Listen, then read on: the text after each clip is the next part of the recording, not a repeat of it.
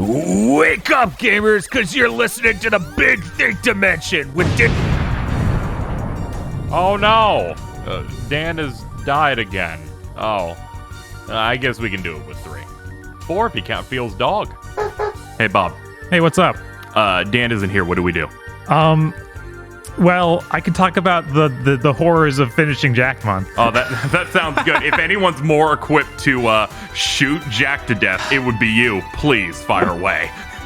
So we played the rest of Jack. Last time we talked about it, we did just the first 2. Mm-hmm. Which, I say just the first 2, but Jack 2 is like 18 hours.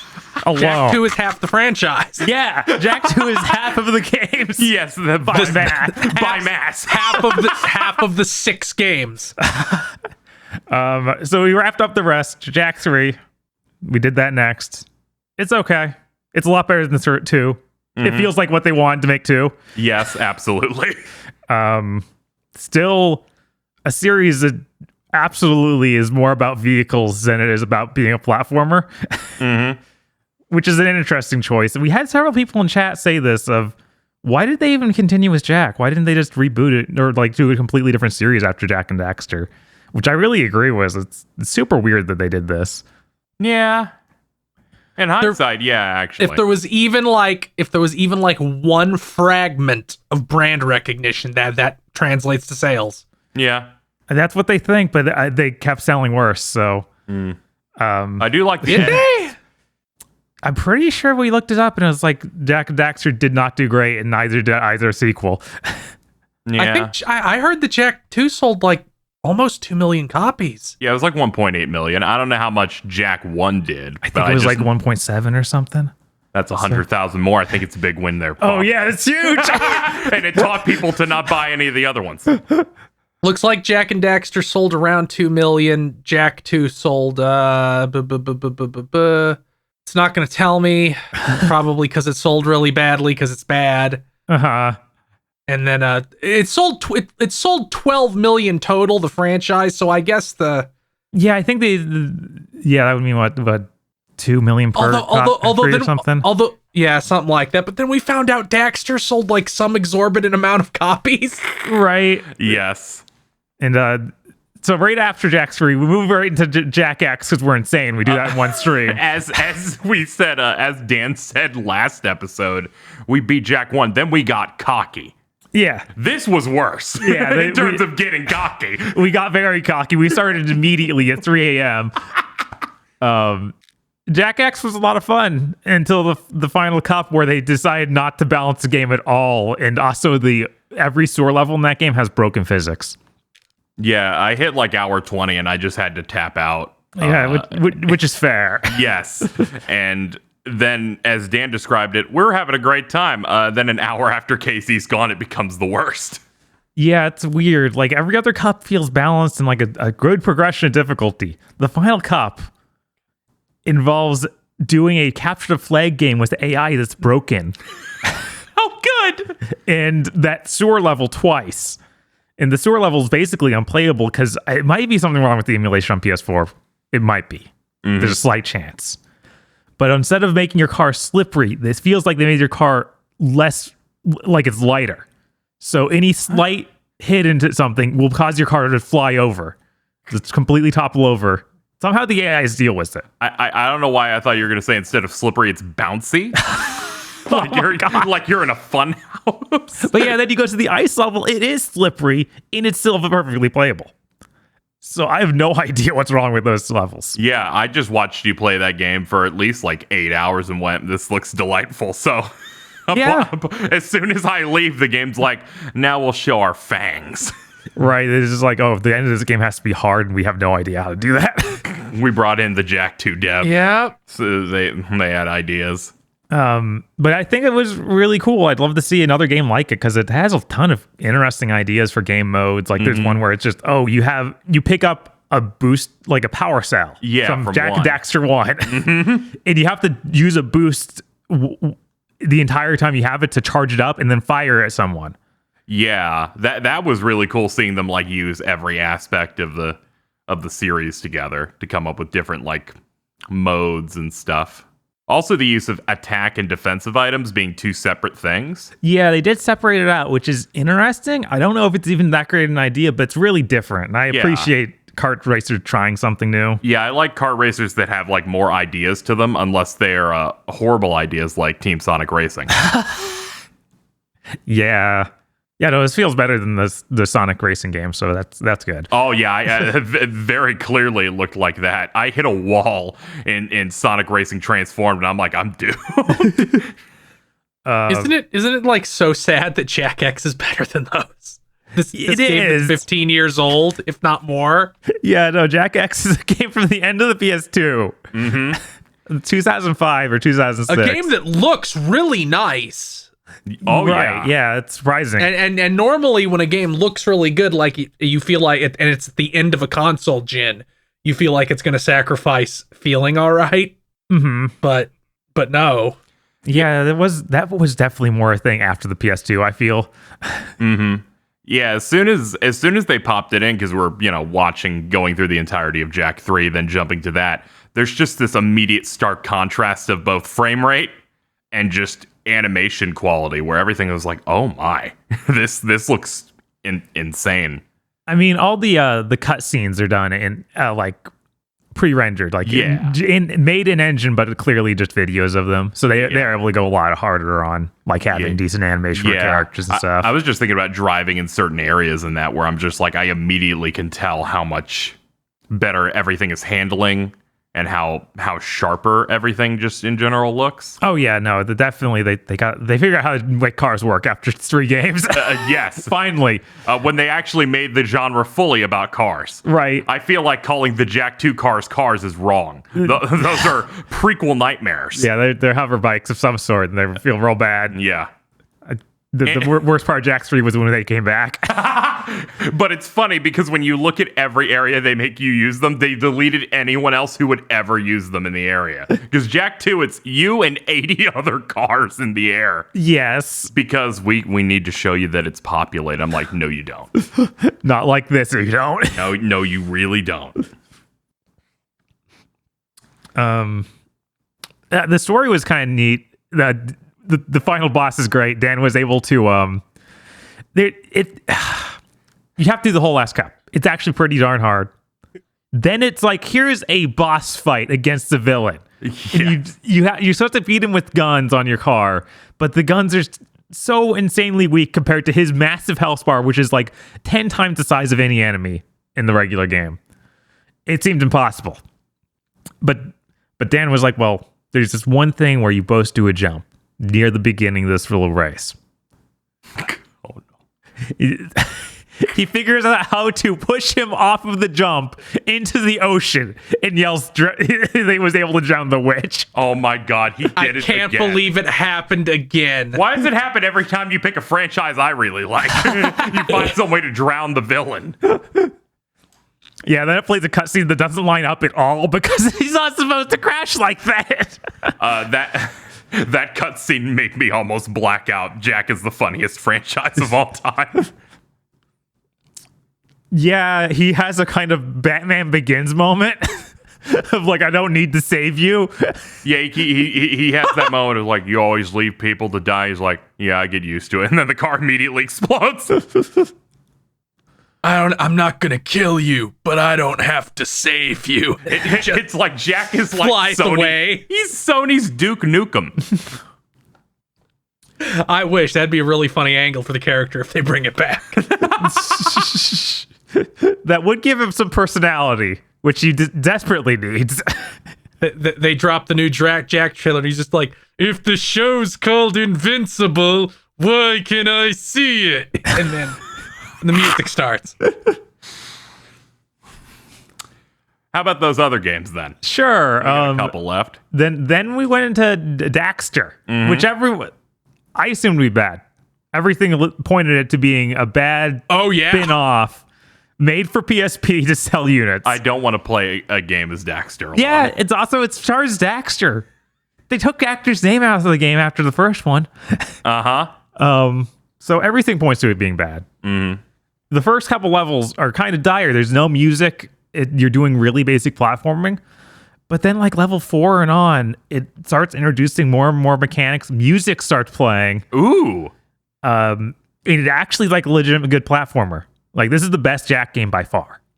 Like I'd say everything else that hits maybe a 7. This is an 8.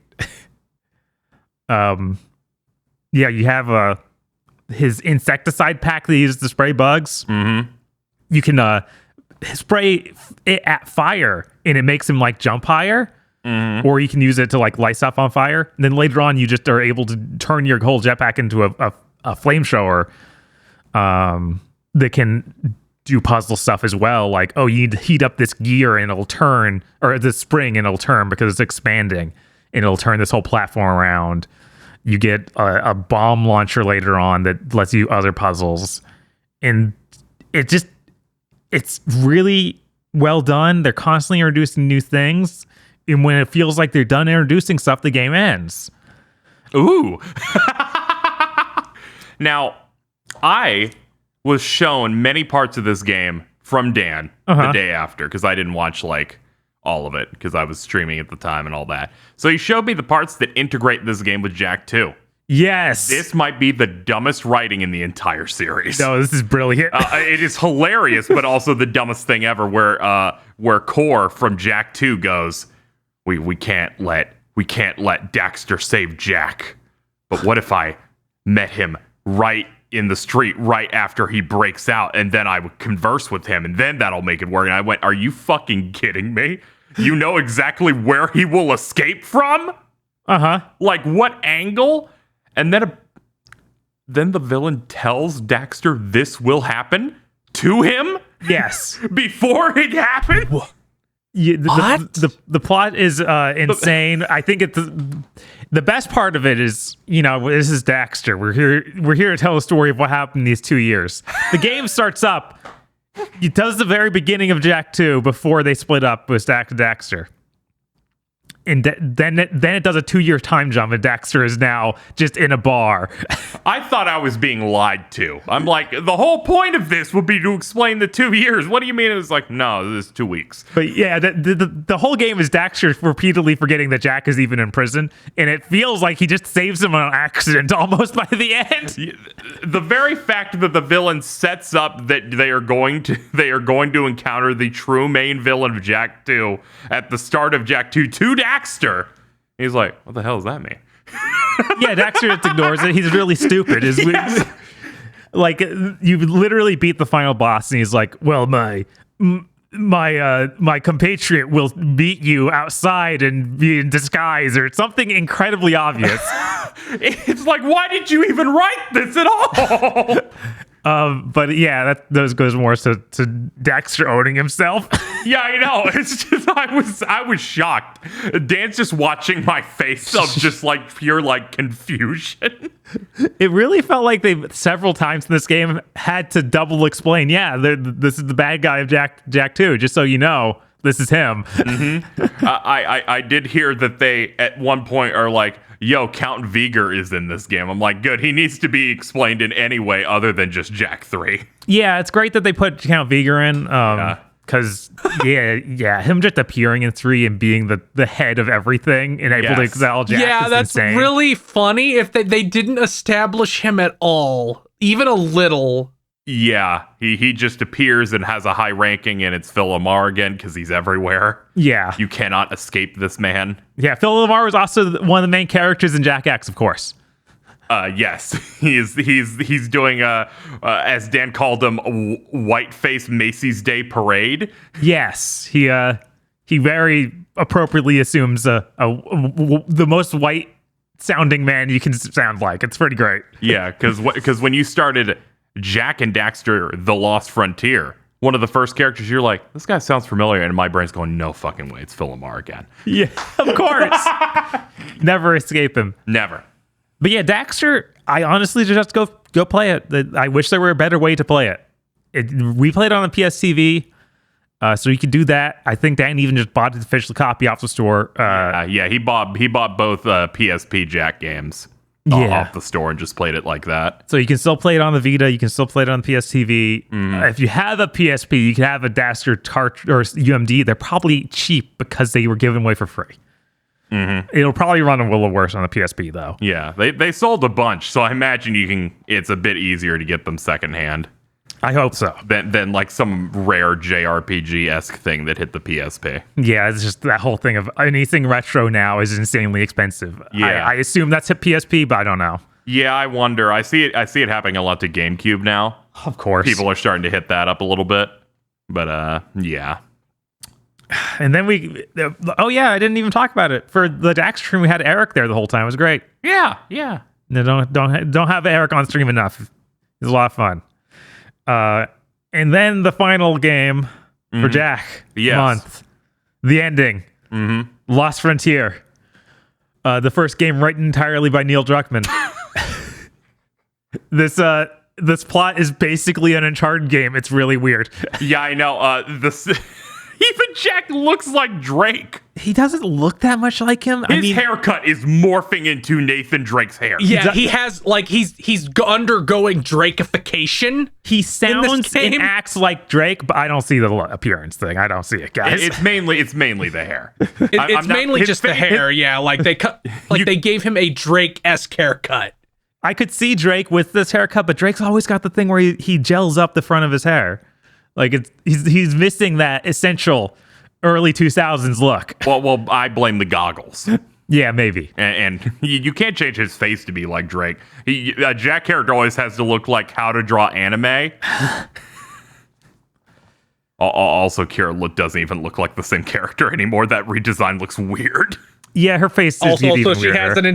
She has an entirely different goal that she never had before. Yeah, now she wants to be a sage. Yeah, everything with her is insane. Where it's like, here's a quirky mechanic style character in 1, and then in 2, she's like, I'm mechanic. Then in 3, nothing.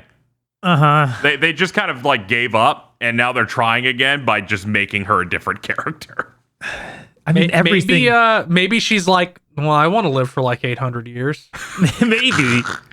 But yeah, everything with the story is weird. At the beginning of it, they're like, we're out of eco on the whole planet. Yes. But we're all flying ships that use eco. Everyone. Yes. And now everyone's a sky pirate, basically. Uh-huh. And there's tons of eco at the places they're looking. And there's like eco everywhere. But there's no eco in the whole world. It's horrible. God. It turns out they're just out of eco in Haven City, and that apparently means the whole world. Maybe. Yeah. The implication was that I felt like, and they conveyed it really poorly. I felt like they never talk about it, but it seems like Lost Frontier specifically was going with using up other colors of eco makes dark eco, and now there's so much dark eco that there's earthquakes and storms everywhere. Maybe I didn't really. That's what it felt like, because the big thing is we found this thing that turns dark eco into other eco, which implies that there's a lot of dark eco still. And then when they do the thing at the end, they turn off the goober or turn on the goober or whatever the fuck they do at the end of that game after the 75 flying missions. Yes. It's like, oh, all the earthquakes and storms have stopped. Yeah, that was.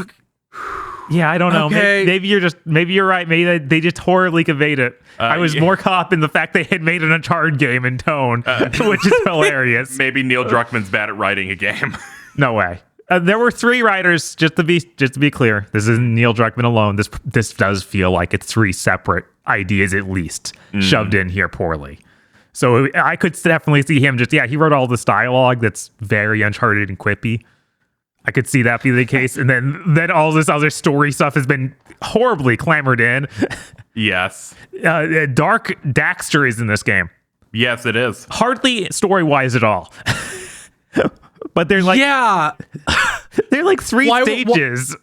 Why were they like Sonic Unleashed is Raw, actually? We need to do that with Daxter. Yeah, this in fact came out a year later, and given the fact that it barely matters in the story, really does feel like they just shoved that in. Right? Like, was there just someone at the studio who's like, I love Sonic Unleashed? They're like, here's one of the best aspects of Jack 3's story. Let's just throw it in the trash. Yeah, it's really dumb, because Saxory did actually tie things up right with that and make it interesting. Yeah. And then Sully's, it's just, Dark Daxter just has Sully's voice doing like a drunken slur, almost like like a Sylvester Stallone-esque, I got infected with the dark eco. The funny thing is he talks like that, but he's also like, he thinks in full sentences and is like reasonable. He becomes like, we were talking about how this is evil Daxter, so he's sane and logical. But also has the powers of Taz. Yes, he's Yeah, wouldn't he turn into like a dark maker? no. Isn't No, the whole that thing would with make dark makers sense with that the they're plot. evil precursors? Yes, they are corrupted precursors. Looking at the pictures of the dark makers, they do have like spikes and shit coming out of their back. I was like, did we actually see at least the trooper does. So maybe Yeah. he's like turning into one of those. Yeah, they were all the purple Halo 3-esque enemies that would pop out that you would fight occasionally. In Okay, 3. yeah. Yeah, and then they'd have like mechs and stuff. But yeah, it would make more sense there. But it feels like the people that wrote Dark Daxter just didn't even see 3 at all. Yeah, Lost Frontier really feels like 3 doesn't exist. It kind of feels like 2 doesn't exist. It kind of feels like a weird, we're continuing from 2 and 3, but pretending only 1 existed. I mean, they still go to the. It's weird. Yeah, it feels like totally different, like the start of something else entirely. So I don't know. Yeah, it's very confused. But how was your experience like playing it? It's still a Jack game. It's Yeah. not a Jack and Daxter game like Daxter was. Yeah. This is a Jack game where it's like, we made some interesting, decent platforming, but instead go fly this plane. Yeah, like I was everything in the first half of the game that I watched was like, I don't remember any of this. Maybe this game's actually fine. And then they hit that point and it's like, I remember every single thing. This 2 hours of, maybe longer, maybe 3. This 3 hours of flying missions that are the entire back end of the game smother out everything. Yeah, it just doesn't stop, and it's really basic flying. Like, I could deal with it in the little bits you had before this 3-hour chunk of just, wow, you're trying to be hard and this is your idea. It's just here's a giant skybox filled with enemies. Go shoot this one thing. There's almost nothing happening in it. It's terrible. There are few things that feel worse than fight this giant airship and like shoot the nodes on it to damage its parts, but you have to do that 4 times. Yeah, the giant it keeps airship escaping and growing new nodes for you to shoot. The final boss is an extra node on it. What? It's so bad.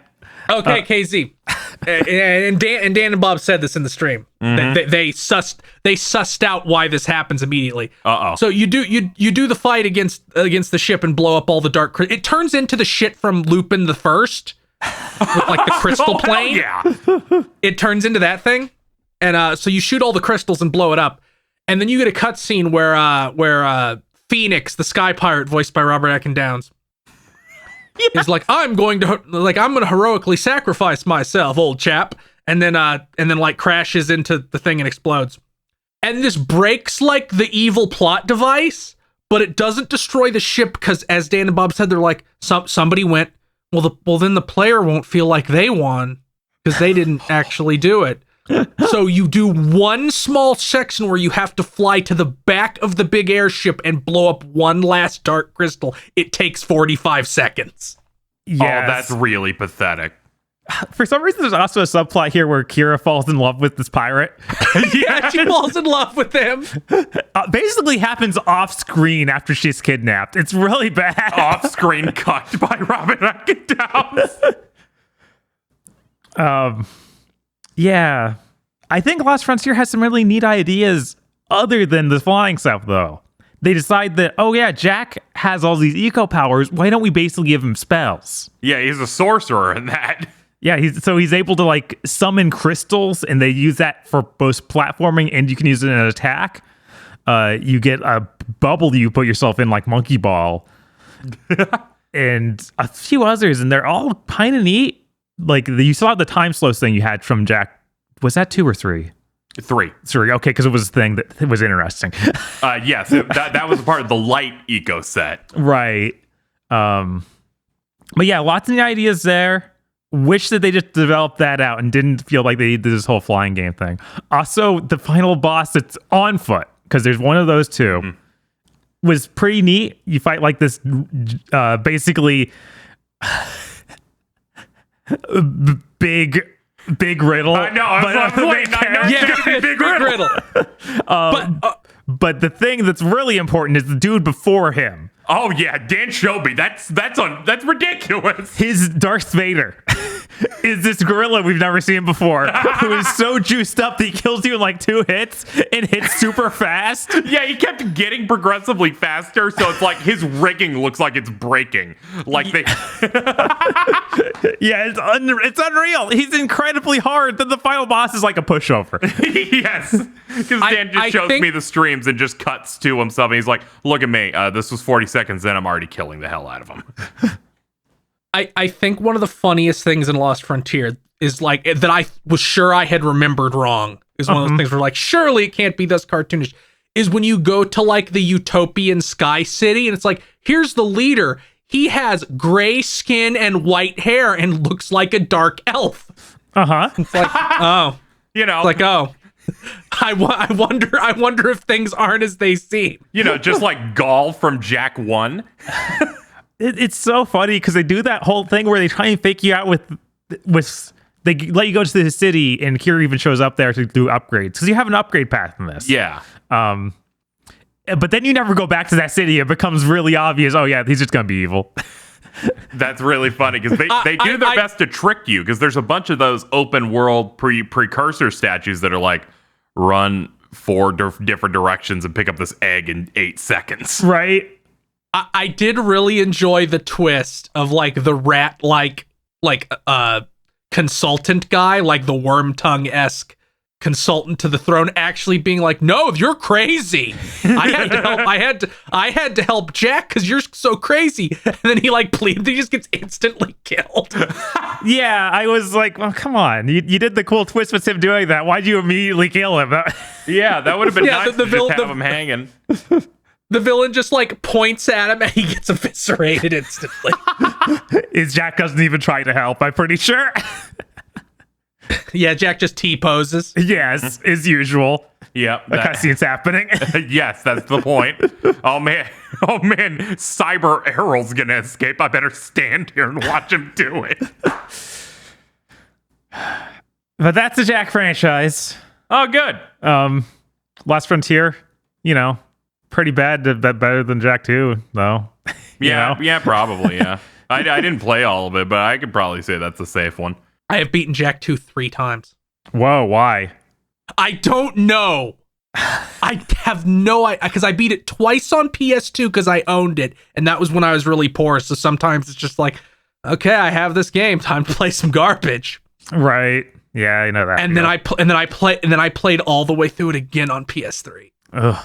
Yeah, I did. I think I went through it at least twice. One when I was like, oh, this is just hard, and then again, having played a bunch of like 3 and having a lot of experience with it, I'm like, oh yeah, this is just it's like Jak 3 but with weights and less interesting things to do. I can crunch through this, I guess. But that was just for the PS3 remaster. I don't really have a desire to do it again. I hope not. Yeah. Yeah, maybe in 15 years. There you go. There are certain games where I put the clock on that where I'm like, this is mid, but I could when I'm 40. Other than that, we hit the stream goals for Secret Agent Clank. Yeah, Secret Agent Clank and The Order 1886. I forgot about. So I'm very excited to play those eventually. I'm not sure when we're going to get to them. That's very exciting. Secret Agent Clank was the game they made right before The Lost Frontier for High Impact Games. Huh. Yeah, because they did Size Matters, Secret Agent Clank, then this. Okay. And Lost Frontier was their last big game before they started doing things for Bratz and Disney princesses. Ugh. And then they were just and I think they assisted on Call of Duty Modern Warfare 3 on Wii. That's so sad because this is obviously super ambitious and seems like if they had a real console, this could have been good. Last Frontier. Oh yeah, I actually really wanted a Jack game that would be like this, where you're doing light platforming, still doing the gunplay, but with like different locations and the upgrade system of converting Dark Eco into other things. Like I feel like that stuff's interesting. Yeah, they could have done a lot better with this. It didn't feel like it was so dire that the company should die. Yeah, like I would like that for them to actually, not make me confused when I'm watching its cutscenes. If they could like get someone who understood the last couple of games what was going on, then I'd be pretty excited about this. The Dark Daxter stuff. One more thing on it. It's so funny, as every time after one of those segments is over, they will have a scene where Daxter tries to say something to Jack, and then just something comes up, and he's not able to tell him. Hey, he can't tell him it's the dumbest thing ever. Yeah, so Daxter isn't even allowed to say anything about this in the story. And then Jack just knows at the end for no reason. Yes. I'm gonna kill myself. What a He's like, good I like writer. you small and orange, buddy. Bob, What's up? did you play anything that wasn't a Jack game this week? I don't think so. Oh, no. I played a little bit more Tales of Arise, but not even enough to get anywhere. Oh, okay. Still really liking it though. That thing's got really cool ideas for systems. Have you gotten to the Dark Souls 3 area yet? I think I know what you mean, but I'm not sure. It's like the quote unquote city you get to after you get the full party and leave the third area. Okay. Yeah. Where it's just like has piles of bodies on fire and it looks really similar. Oh, that I didn't connect those at all, but yeah, I got there. Mm-hmm. You're already Dark Souls 3-esque with your bonfire sword.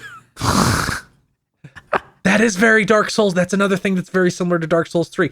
Don't worry, soon you'll meet the enemy that's just the Asylum Demon. It has all the exact same animation. Oh, okay, cool. I'm like, I played all the way past that city. I don't remember an Asylum Demon. I guess there was just a kind of generic big monster at the end of one area. No, you'll know. You won't be able to not know. Okay. I'm gonna laugh if it is the exact same model with anime eyes on it. But yeah, that's it for me, I think. Do you play anything, Casey? Yeah. So I'm still chipping away at SMT4 Apocalypse, having a good time with that. Hitting some of the harder fights in that, but I'm hoping to wrap that up next week. So I'll talk about it a bit more then, as I prep for SMT5. But I did get to dig into a new release. Square sent me a code for Guardians of the Galaxy. That came out this week. This is the Eidos Montreal one, where it was like when they got the Marvel contract, they were going to do Avengers, and then there were rumors they were going to do this, and then they said nothing until like 6 months before it came out. A lot of people were worried that this would be like Avengers, where it would be really, really, really undercooked with a lot of monetization. This is like one tier below Spider-Man in terms of quality. I would say that's actually pretty high. Yeah, based on what I've played so far. This is a single player game, all the way. You play as Star-Lord, and it's you with the Guardians going on various different adventures. I guess it's Mass Effect-y. That's what everyone's saying, because you have a lot of choices and stuff in it. And stuff like that. I haven't really played much of Mass Effect at all. I doubt that any of the choices involve Star-Lord looking directly at the camera and saying, the war on terror was morally correct, which happens all the time in Mass Effect. Yeah, don't worry. I've heard that none of the choices in this matter, but they like put enough window dressing on it to be like, okay, but you specifically did this thing, that type of thing, which I kind of prefer instead of the Western game trope of, here are two choices. We didn't know how to make a proper consequence for both, so both of them suck. So I kind of... Yeah, that's how a lot of them go. Yeah, so the core gameplay is like you'll go on a planet and you're going through like a linear area. You're having conversations pretty regularly with the characters. Occasionally your head will pop up for Star-Lord, and you'll get to pick one of two ways to like steer the conversation. Where it's like maybe you support someone's idea, or maybe you think it's stupid, so you can kind of like talk a little bit of shit toward them, and that kind of stuff's a little bit fun. There's numerous off the beaten path little side places that you can go over, and you have like jet boots, so you can like do air dashes and other stuff, and you'll find components and other like crafting things, so that when you go to a workbench, you can unlock like perks. These perks include stuff like witch time, charge shots, one that allows you to like stay in the air and hover while you're doing your shooting attacks for enemy encounters, a bunch of stuff like that. But you can also find these pink crates, and they're a bit rarer, but when you find them, they just have a costume for one of the characters. And this is just like Spider-Man on PS4. They have like 18 costumes for Star-Lord and like 12 for the other characters, based on like different comic books or the certain films. Like I got 2 of the original Guardians movie designs for, I think, like Gamora and Drax. So it just immediately changes them to that. And comic book designs where they like list what comic it's from, every single person involved in the making of that specific book. So that stuff's really neat. And it's a good like reward for you actually paying attention to the environment, because sometimes you'll see it off in the distance, but you got to figure out how to get around a certain area for it to maybe be able to find it. Combat is all right. It's basically like third person like action, focusing more on like gunplay, because you have like dual like energy pistols taking enemies out. You can then command the other guardians to do special like cooldown attacks. So do you aim pistols, or is it kind of like auto attack whatever you're targeted on? It's kind of auto aiming. You have a crosshair. It's not like Jax where it's just like just guess. The gun will guess based on it, but you can do free aiming on it. So that's pretty good. You do these cooldown attacks, like Groot will like fucking contain an enemy with roots, and then you can run over and like slam your fist into it, or like shoot them down.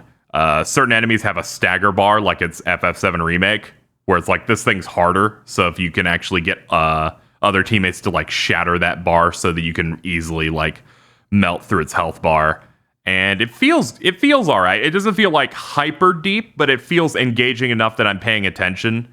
And you can get ganged up because there's a bunch of enemies, and these enemies in this game are fun alien things. That's a gelatinous cube with a spike in it. The spike kind of shoots out occasionally. And early on, you get a freeze mod, so you can just immediately freeze them and then run up to them and do like a dive kick to shatter them. And you'll get a bunch of stuff like that. The funniest thing in this game, which makes me go, they went all in on the money with this game, is your ultimate is called Huddle, where Star-Lord brings everyone in, they talk about their issues with the fight, and you have to pick one of 2 inspirational things to say to get everyone hyped up. That's pretty good. And then he hits play and a licensed song will play. At any point, does he like have a sign above his door that he has to hit? And this is a Ted Lasso joke. No, he doesn't have that, but they do feel, some of them feel like lame. It's like, don't worry, they fight dirty, but we'll fight dirty or trick them and cut off their heads. make them think that we're going to lose. And then a licensed song will play, and it's like, sometimes you want to play a game where your ultimate made it so the rest of the fight you're hearing the final countdown, or Never Gonna Give You Up from Rick Astley. Or dozens of other licensed songs, because he just plays them on his tape player immediately upon using this move. This feels a lot more earned than shit like Saints Row 4, where they just played the touch like 5 times for no reason.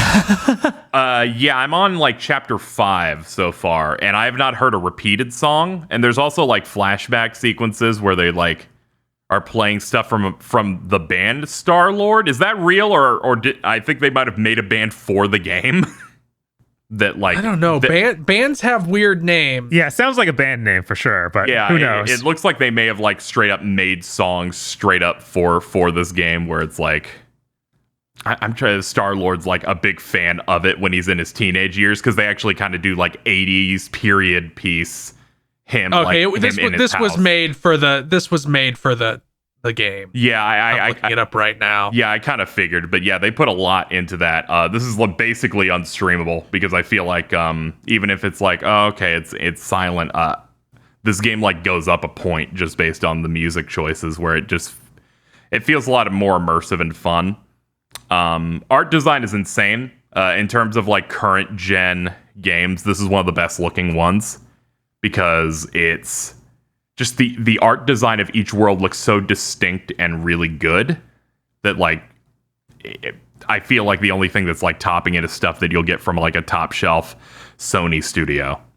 And then this game in particular has some of the best facial animation that I've seen in a game in a very long time, where every single time you see them act, you can see their emotions like really well, and the lips basically always match in a way that I feel like some games like fumble over it. So I kind of noticed that almost immediately, where I'm like, this is like really, really good. But yeah, I just wanted to talk a little bit about it and just how they've really delivered like a really solid game. And this is kind of what I was hoping for when Spider-Man came out, that when Marvel licenses come in, we get more single player games that are around this area of quality instead of a games as a service thing that's really bad and like not as enjoyable and feels a lot more half-baked. Like this in some ways I feel like I can almost prefer to a Spider-Man at times, because it's just not even an open world game at all. It's just a linear game that just keeps going through the story. So you're just going in there, you're getting through fights. I've already gone through a pretty big, cool boss fight, visiting multiple worlds and different, meeting different factions like the Nova Corps and stuff like that. And it's really good. And these feel a little bit less like the MCU ones, I guess. And it doesn't feel like it doesn't feel as bargain bin as the Avengers one did, where I'm like, these are the exact same ones. Yeah, that's always the good. Avengers really felt that way. Yeah, this, I'm like, I feel like that's part of what drowned it. Yeah, here there's an excuse. This is the Guardians. The Avengers had a choice on what its roster could have been, I feel like.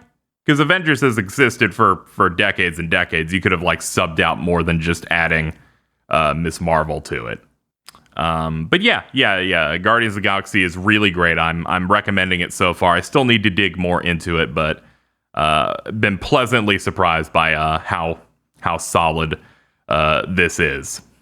I can understand why Microsoft it was allowed to work with Crystal Dynamics, but not Eidos Montreal. This be nice. Don't be nice either, actually. This seems like the stronger studio. At the very least, I need to like play some of their older stuff, because I was kind of shocked about how good this is, because I didn't play much of the Deus Ex games. Yeah, I always get the two confused. Yeah, this is the Deus Ex guys, right? This is Deus Ex and the third Tomb Raider reboot game. Okay. The third Tomb Raider reboot game is still a Tomb Raider reboot game and still involves her being brutally, horribly maimed like 30 seconds in. Phil, what's the name of that one? I know. Shadow? Yes, you're right. Yeah. Okay. Because I the reason I know is because I'm like, Rise would make sense, but I know I fell into that trap already. So it must be Shadow. It sucks that that's the only way you can claw your way out of it is, it's got to be wrong. Yeah, it's got to be wrong. It's not. That I tried playing that game. It starts with like a relatively interesting sequence where she like walks through like a Mexican a Mexican city like on Halloween, and it's real cool. And then it floods and she gets slammed into a wall of rebar. Oh, okay. Maybe people just check out Guardians of the Galaxy. I'm sure it'll go on sale in a few months when people have a bit more time, because we're getting flooded with games. Yeah. I'd like to try that, but it's too much. It's a bit on the shorter side. I'm seeing a lot of people go, it's like 12 hours maybe. So that's kind of what's kept me. Oh, thank God. Yes, they've decided to scale that back. Sometimes you need one of those where it's like, yeah, I can just bang this out in a relaxed weekend. I don't need to, not every game needs to be 45 hours long. Yeah, people kept saying Mass Effect, like, I was like, I don't have time for a 35-hour nonsense. Yeah, really, it's just, it has choices and it's in space, so it's like Mass Effect, but most of those choices are, how will you, like, respond while running? Because you would think it's walk and talk, but it really isn't, because you're, like, running and platforming through stuff, and that's when the talking's happening. Okay. And then stuff like in the opening sequence where Rocket Raccoons goes and says something like, I bet I can blow up more of these bugs than you. And you're like, I'm not going to take a money bet on you. And then your UI gets an 8-bit version of Star-Lord and Raccoon. He's like, I installed this into your headset while you were asleep. We're going to do this now. And it's totally a thing you can lose. I did not lose, but I got a little scared at some point, because sometimes he tries to run ahead and get some. But yeah, really happy about that, and happy that some high detailed games can not be 40 hours long or 70 hours long like Assassin's Creed. But that's my games for this week. Feel, what you got going on? Oh, before we go to that, Feel. I remember one more thing we did for Jack Month, which was great. We need to do this more. After we were done with Jack Lost Frontier, we watched a ton of like videos from Jason Rubin at DICE. I was wondering when you were going to finally do that, because Dan's been hyped about it the whole time. Yeah.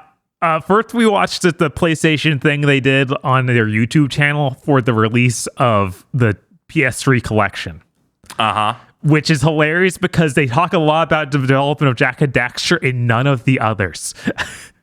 Not 2 or 3 at all. That's so strange. Yeah, and then those other ones, the DICE conference things he did were really, really telling, because he's just seizing that Jack and Daxter is only sold, like, it's not in the top 10 sales wise for PlayStation 2. Oh yeah, of course. So PlayStation 2 is unhinged. No shit. But GTA 3 and a couple other Rockstar games are up there, and he is upset and obviously tilted. That's really funny. The only commentary stuff for Jack 3 is them going, "These cutscenes were so hard. We were dying. The rigs keep breaking. There's too many things on screen." Right. Yeah, so we watched all the way through that. I definitely adjusted out. It's a I believe it's his DICE conversation on demographics or something to that effect. Mm-hmm. And some of the info in there is like real and thought out, but other parts of it are just seizing. And then his other video after that, of the one where he's upset that he doesn't get invited to Hollywood-style parties, which is wrapped up in a real, actual decent point of developers should have their names put on these games. They should be Ford. They should be like movie stars almost. Like, they should be like directors. Yeah. Because Kojima fights for that. Yeah, like he brings up Kojima and he brings up Miyamoto and stuff, and it's like, yeah. That he's totally right about this, but he then approaches it in that angle of I should go to these Hollywood parties, and it's like, that's not what matters, man. Yeah, that doesn't necessarily matter, but I feel like there is that thing where it's like you have auteurs, you have people that worked on stuff for a while, and then people don't remember like who's the mind behind Jack or who's the mind behind I don't know the mind behind Ratchet or Sly either. No, they're really. They're not good about that, especially. I only know the Nate Fox from Sucker Punch only because Dan keeps mentioning the way he introduced Infamous Second Son during E3. Yeah, and I also know Nate Fox. I'm not even sure if he worked on Ghost or if I don't think he's actually the director of it. I think someone else is. He's high up there enough to where he appeared on like spoiler casts for that game when it was coming out. Okay, so he's at least higher up there. Yeah. So yeah, totally valid point. Mm-hmm. I think that conversation is still neat to watch, but it definitely is wrapped up in him being upset and about to leave the industry. Yes, that's only a smidge pathetic. Yeah, so that was neat. I hope we get to do that with more games. I think it's really funny to do like a post-mortem watch after finishing a series. Yeah. But that's it for me. What was up, Feel? Yeah, what we got? I've been continuing to go through Final Fantasy XIV. I have got to the funniest character in human history. Could this be Zenos? Yes, it is Zenos. Bob, when they introduced this character at the very end of Heaven's Word, like there would have been like 7 or 8 months before the expansion launched at this point, like on the timeline. Mm-hmm. It was like the last thing you get before the expansion launches. So they launch him by just showing an 8-foot tall dude in like demon armor on a throne who doesn't talk. He just gets a report from a guy who's shitting their pants, talking to him even, who then runs away, and you see like it cut to the inside of his helmet and he smirks, and that's your introduction to this character. When he shows up in the actual game, remember that scene in JoJo where Stroheim is like, "I'm gonna spare you, child, because you asked for everyone else for you to die, so everyone else can kill. So I'm gonna leave you alive and kill everyone else." That's how I roll. Imagine if that made no sense whatsoever. That is his first thing where he kills a subordinate for something that makes no sense at all. It's like, this seems like a Chad move. It sure doesn't make any fucking sense though. Sometimes it just be like that. This character is basically like if Kenpachi was just put into Final Fantasy. A little bit. It's like he has a katana. His power is being strong. His power is maximum. Dude, yes, because you have like a monk part. Because in Final Fantasy 14 you do have a party, like a traditional Final Fantasy style party. You don't get to actually take them or into anything, or you do not control their them. stats. No, they're Okay, like so they're it's like not an NPC okay. group. It's not what I would call a party, but okay, I understand. But character wise, they fit in the same story, and they hang out around you and will help you in fights. And in I think you actually get to do stuff to them in Shadowbringers. Yeah, the most recent one. Yeah. There are multiple sequences of you are now playing as that character for this fight. So you have like a monk one, and she tries to punch him and just bounces off. It's not that she just doesn't do anything. She hits them and there's like a flash of light and she's repelled. Mm-hmm. Like her fist is repelled. So the first thing he does is he walks through all your characters and then is like, you're the only one who wasn't instantly owned by my big unbeatable boss move. So now we have to have a duel. So he just fights you for a while and is like, well, I owned the shit out of you, but I beat your ass so hard my sword broke. I guess I'm going to leave. And that fight literally is a losable one. You have to survive long enough to get him down to like 75%. Yeah, you have to beat on him until he loses 25% health, and he's like, okay, I'm going to do my big move. And then my sword will break, and I'll be like, okay, time to go now. And then he leaves because he's 8 feet tall. And then the story gets real stupid. Yes, it does. Because as people explain to me why this happened, but it's really funny where it's like, because you're trying to liberate this country that you've known has been occupied by the Garleans, the evil Magitech Nazis. It was occupied since the start of the game. Mm-hmm. So now the plot of this expansion is like, okay, we're gonna go in and free it. So you get your fucking ass beat by Zenos because he's like the viceroy. It's like, we have to go to the other side of the planet and fight the Empire in this other country so we can come back later, I guess, and try again. And then they find out we didn't want to do 2 expansions that basically had the same plot, so we just made them 1 expansion, and it's really jarring. Yeah, they were actually going to have it where it's an expansion where it's Alamigo, this like desert country, and then it was going to be Doma, which is Doma. Japan. Yeah, so it would have been the same thing, but Japan themed. So they're like, okay, just go to Japan for another chunk of this, and then they just knock out both of them. It's a very, very weird approach, but I guess, gets mechanically, this it does keep getting more refined. So I'm having fun on that angle. The story's goofy, but Zenos seems really, really funny. God, yes.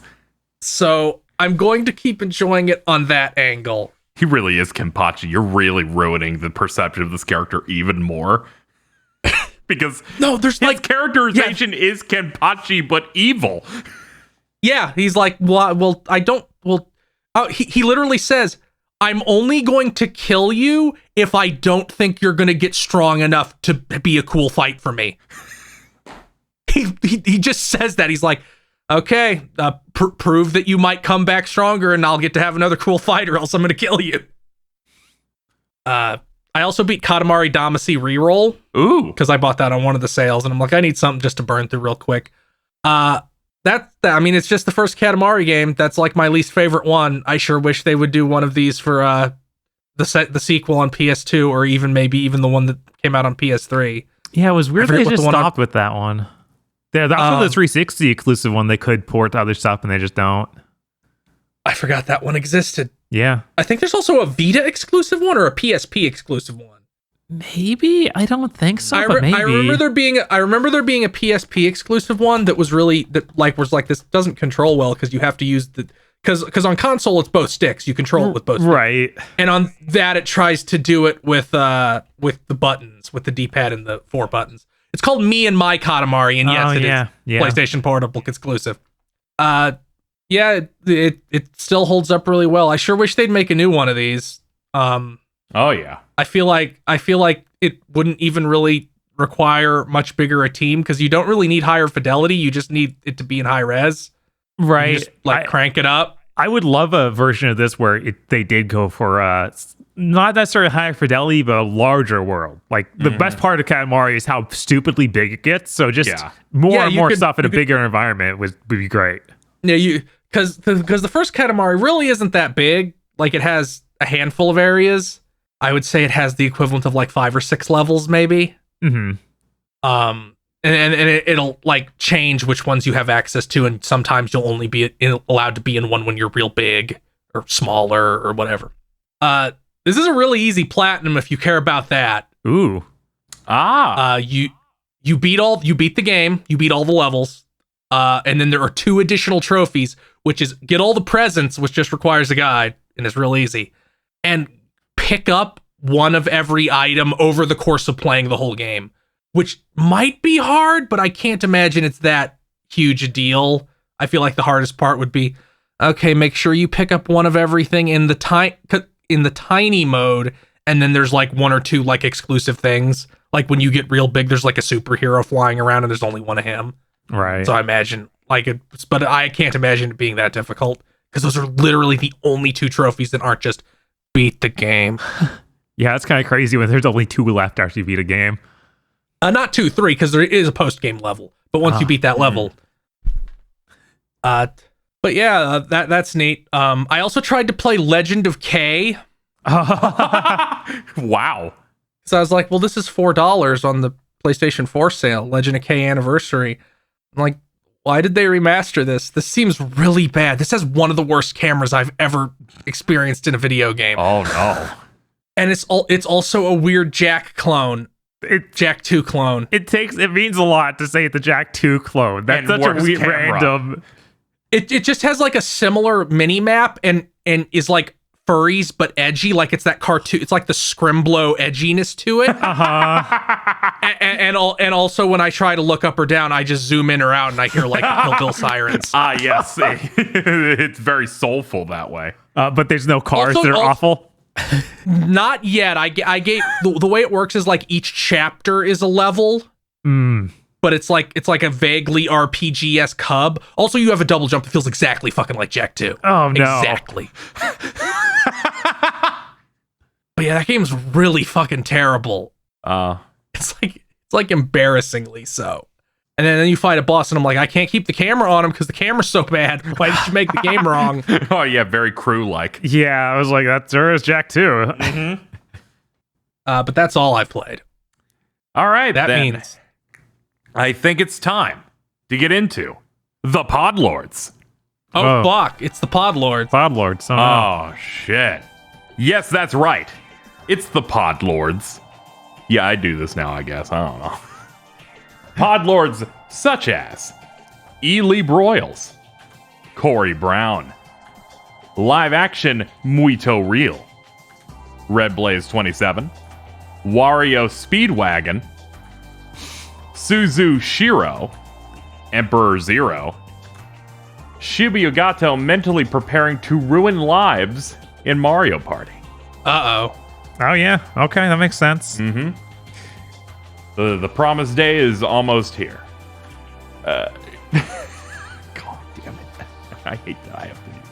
Creepypasta Dan sets a $20,000 goal for Pachi Month to buy and stream game spin-off Patchy slots. It gets met in 1 hour.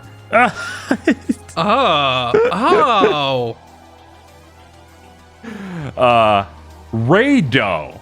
I think that's how that's said. 101 Shades of Wonderful Remastered. Boo. No. Happy Halloween, everybody. So much spook. It's too much, honestly. They all go to the same stomach. Oh, God. WTF Spider-Man. Dark Kira. What? And she looks all weird and stuff. Does she? I think that's the newer design, maybe. I don't know. They never texture her ever, so it's hard to really tell. Let's see. Not sure the exact time BTD is getting recorded, but happy birthday, KZ. Thank you so much, Podlord. Appreciate that. Always appreciate some good Kogami. DFW3K. What do you mean my Ubi coins are only worth 0.000862? I spent 300 hours in Watch Dogs 5. Sacrifice your ability to read for the power to never miss when saying something that will kill your co-hosts. Kristen. Toadberry is ready to partay. It's fucked up how you can get that knife from the store for 10 coins. Yeah, the economy on this is so fucked up. Santi Kunai. Travis Touchdown versus new Raido Kuzunoha Switch Edition. Count Von Admar's pretty burnt out. It sucks. Take care of yourselves, everyone. Kyle Bjork. Zilter. Are you pogging what I'm champing? Iron Aggro. I've never actually seen this spelled. Blig de blue, schlig de spoo. Every time Dan says this one, I'm like, how do you spell this one? It's like seeing behind the curtain for the first time. Oh, God. KZ's lovable monster, Alto Nelson. Oh, no. Thank you so much for this great contribution. They're going to be upset when they listen to this episode. It's some point you just become all your body becomes scar tissue. You don't feel it anymore. Hasn't happened for him yet. Monster Hunter rising and riding. Happy Halloween. Remember to put out cash in video games for John Carpenter, so he might leave you 4Ks and killer synth music. Very important. Yeah, we have to do that for old creators now, where they start making NFTs. Oh, no. Oh, no. Of course, when I have to do this. Just a normal white guy.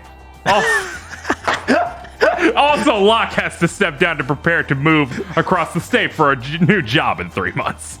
Hope the new job's good. Yeah, right. Also, I don't get this meme at all. You weren't there for Jack X, in which we had a conversation about Shazam and Kazam with Sinbad, but then it was about Shaq. Where people were like that, and I said Shaq is not a comedian, which somehow morphed into Dan thinking I said that Shaq is white. Well, the way that it worked...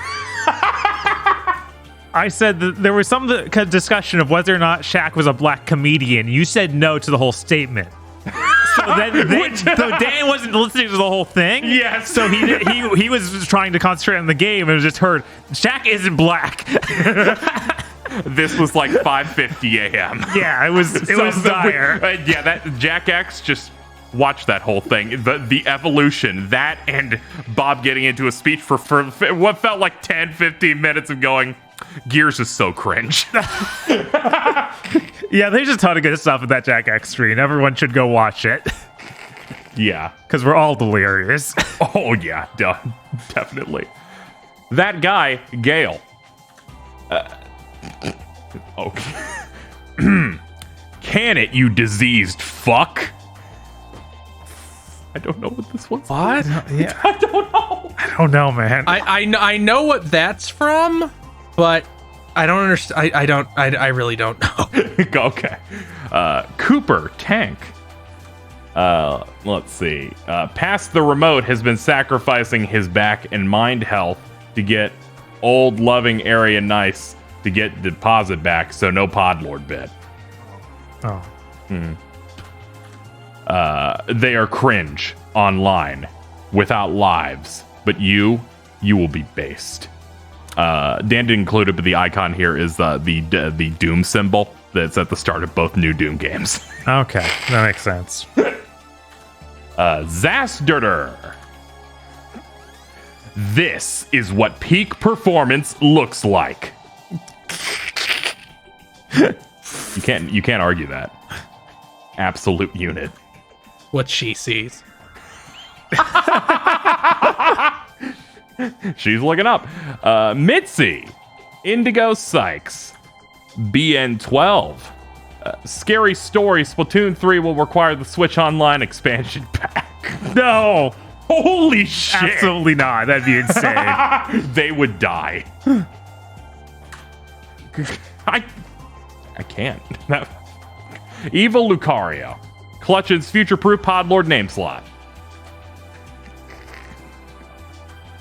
A raccoon that wants to know if you have any games on your phone. Give me.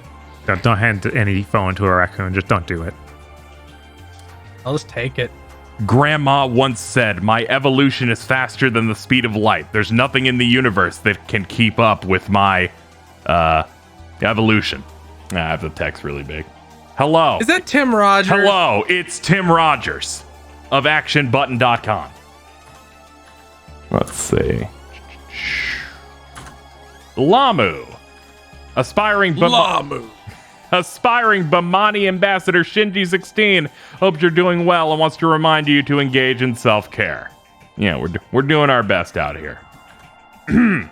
Maria Kondenzovna Eve. And Virmvarm. Woo. Thank you so much to our Podlords. That's all of them. Thank you, Podlords.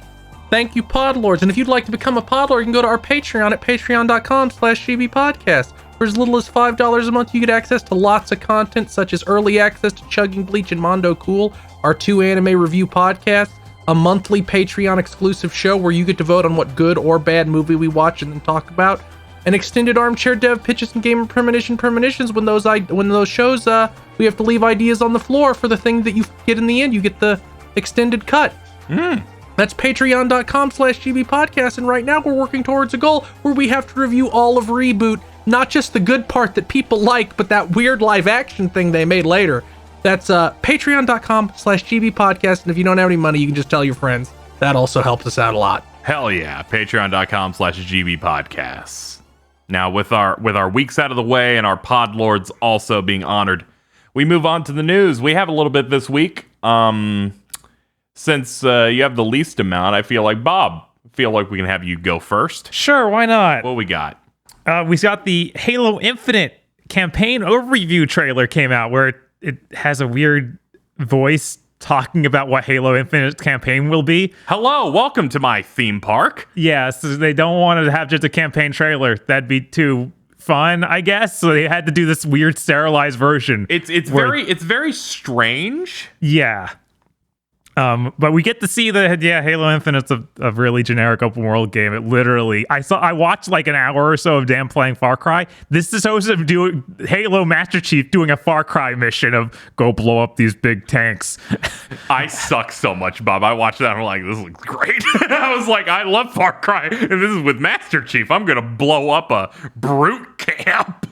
Yeah, I was just highly depressed through this whole thing. I'm sorry for you. I feel like the crux is really going to be like how much of this shit you need to do, because I don't think there's going to be anything else. No, I assume there's going to be like a main thing, because that's what we've heard is that when the guy took over, I forget his name at the moment, was like, okay, we're going to make like a main thoroughfare and then push the other stuff onto being optional.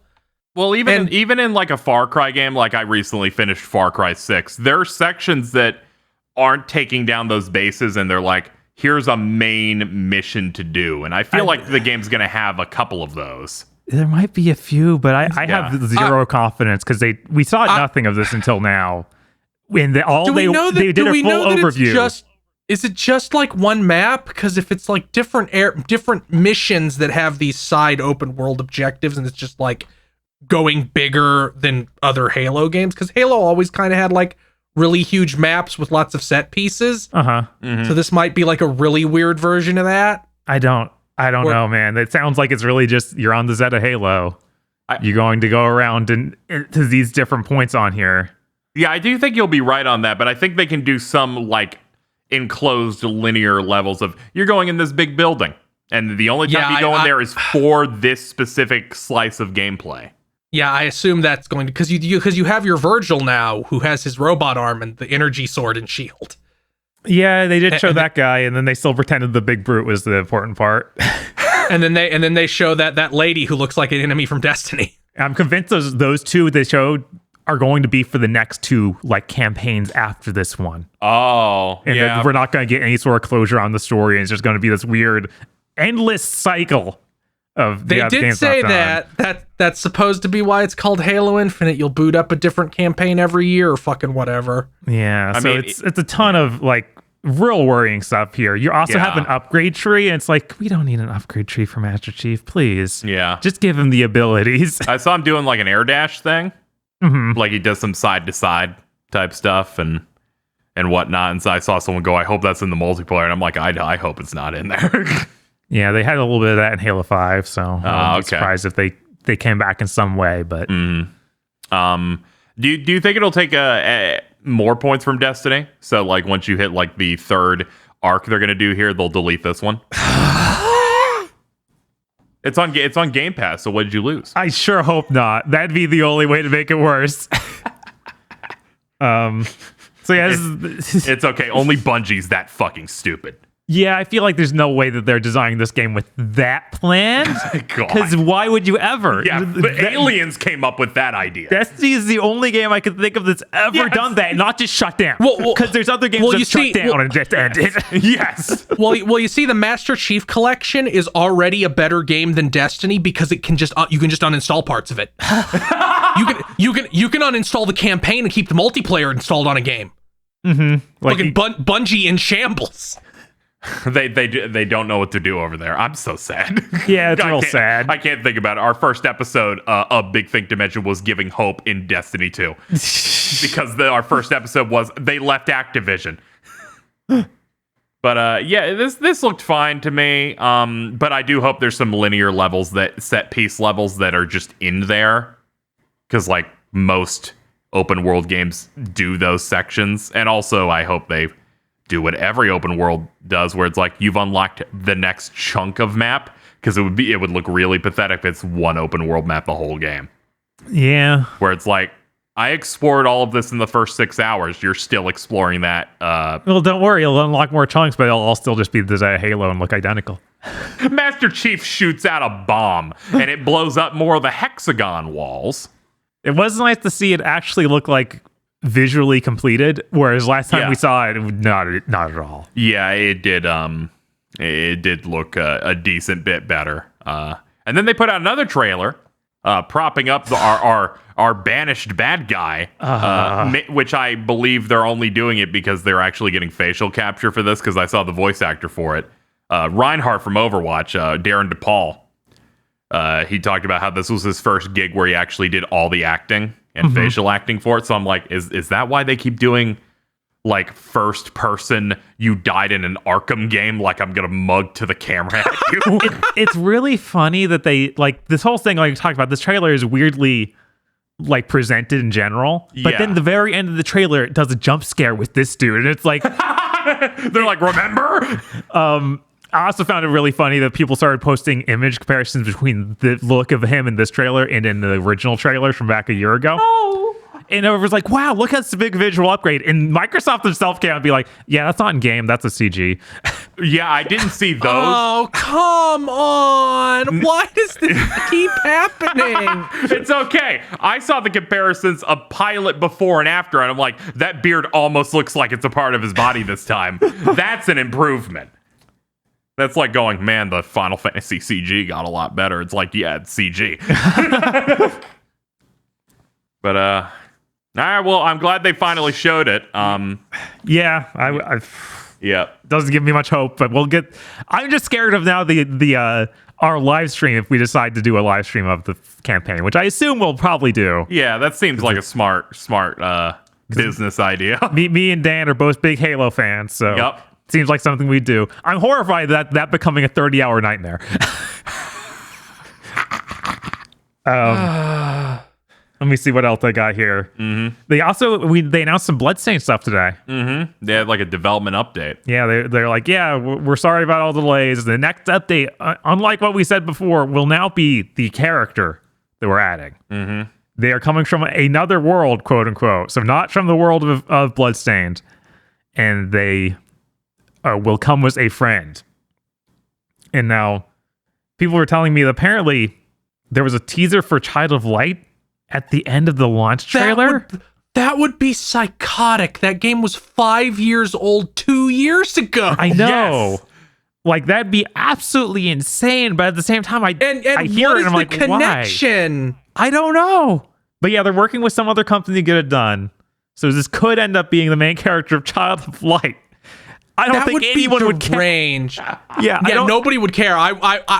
I'm glad Dan isn't here to be outraged at what I'm about to say. What's up? I would rather it be Beck. I mean, that's fair. Because at least that would be ghastly and not nothing. Yeah, I don't. I played all of Child of Light. That would be the most nothing thing ever. She barely has a design. She's just like Crown Girl. Yeah, she's just a little girl like dreaming in fairy tale land. I think the one person who cares follows me on Twitter. He's the one who told me about this. Oh, okay. No one knows what the UB art engine is anymore. Like, why would we do this? Isn't that so fucked up? Isn't that so fucked up that they made like 4 games with that, including a Gravity Falls game that was only ever on 3DS? They never even put it on anything else like some of I didn't even hear about that, so I assumed their last thing was Valiant Hearts. Yeah, it was Valiant, and then this engine dead forever. Yeah. Engine gone. Into the garbage. Yeah, it's an Ubisoft thing. They can't do something small scale. It's impossible. I hope this it's actually something really cool and it's like Charlotte and Jonathan or something. Yeah, it'd be great if this was a Castlevania crossover. I was honestly hoping that it would just be you play as the guy who's obviously Alucard from Bloodstained, but clearly it's not going to be a Bloodstained character. So. Yeah, the fact that it was a crossover character kind of threw me off a little bit, but right, it was like that's kind of neat as long as you get something cool. But if it's Child of Light Girl, it's not cool. What if it's For Honor Man? Then I better be getting like a bonus. Like they never sent me a check. You know, they got one. Like you know what their friend is? You play. That's the only angle where I would be okay with it being Child of Lightman, is where it's like, okay, you probably gave money, so Bloodstained 2 will be better. Man, I really need that. Man, but it's like, man, I don't. It's not even like, it's just nothing. You functionally added nothing to the game, because I'm not going to boot it back up again to play as Aurora. Yeah. Yeah, like, I will, but happen. I'm not. But no, normal people won't know. Yeah, I keep forgetting they have so many stretch goals in this. So when they talked about fucking online versus and chaos mode, I'm like, oh god. Yeah, they're still working on that stuff. Yeah. I have to wonder what development trouble they hit recently, because they've been having this weird delay basically since pandemic. I assume they've just been spending so much time trying to make online work, right? And that's been like such a millstone around their neck of like, this is really rough. Yeah, why did we do this? Kickstarters, please stop promising online modes, please. Yeah. Okay. I'm sorry, all indie game developers. There's maybe one game in my entire life I have ever given a shit about the leaderboards on. Oh no. Like, I don't give a shit about the leaderboards on your fucking Metroidvania. What was the game? I don't care that it was Astro's Playroom with you and Dan. Oh, okay. So it was no Kickstarter game. Just don't. Yeah, just don't do it. We don't need leaderboards. We don't need any kind of weird co-op mode that's for one tiny sliver of the game. We don't need leaderboards for boss rush or anything else that massively expands the scope of the game in an engineering sense for basically no benefit. Like you get fuck all. And then my last piece of news is Dan was going to cover this, but I'll go over it. Okay. So as you know, Nintendo Switch Online expansion pack came out. Yeah, yes, $50 or $35 if you're already a member. It has really bad N64 emulation, like nightmarish. Oh god. Let's see the list here. It's pretty bad. Fog doesn't let it render properly, so we've seen many screenshots of nothing looks right. Here's Zelda Ocarina of Time with everything looking horrible. Yeah, they should put Superman 64 in this. Huge amounts of input lag. Ugh.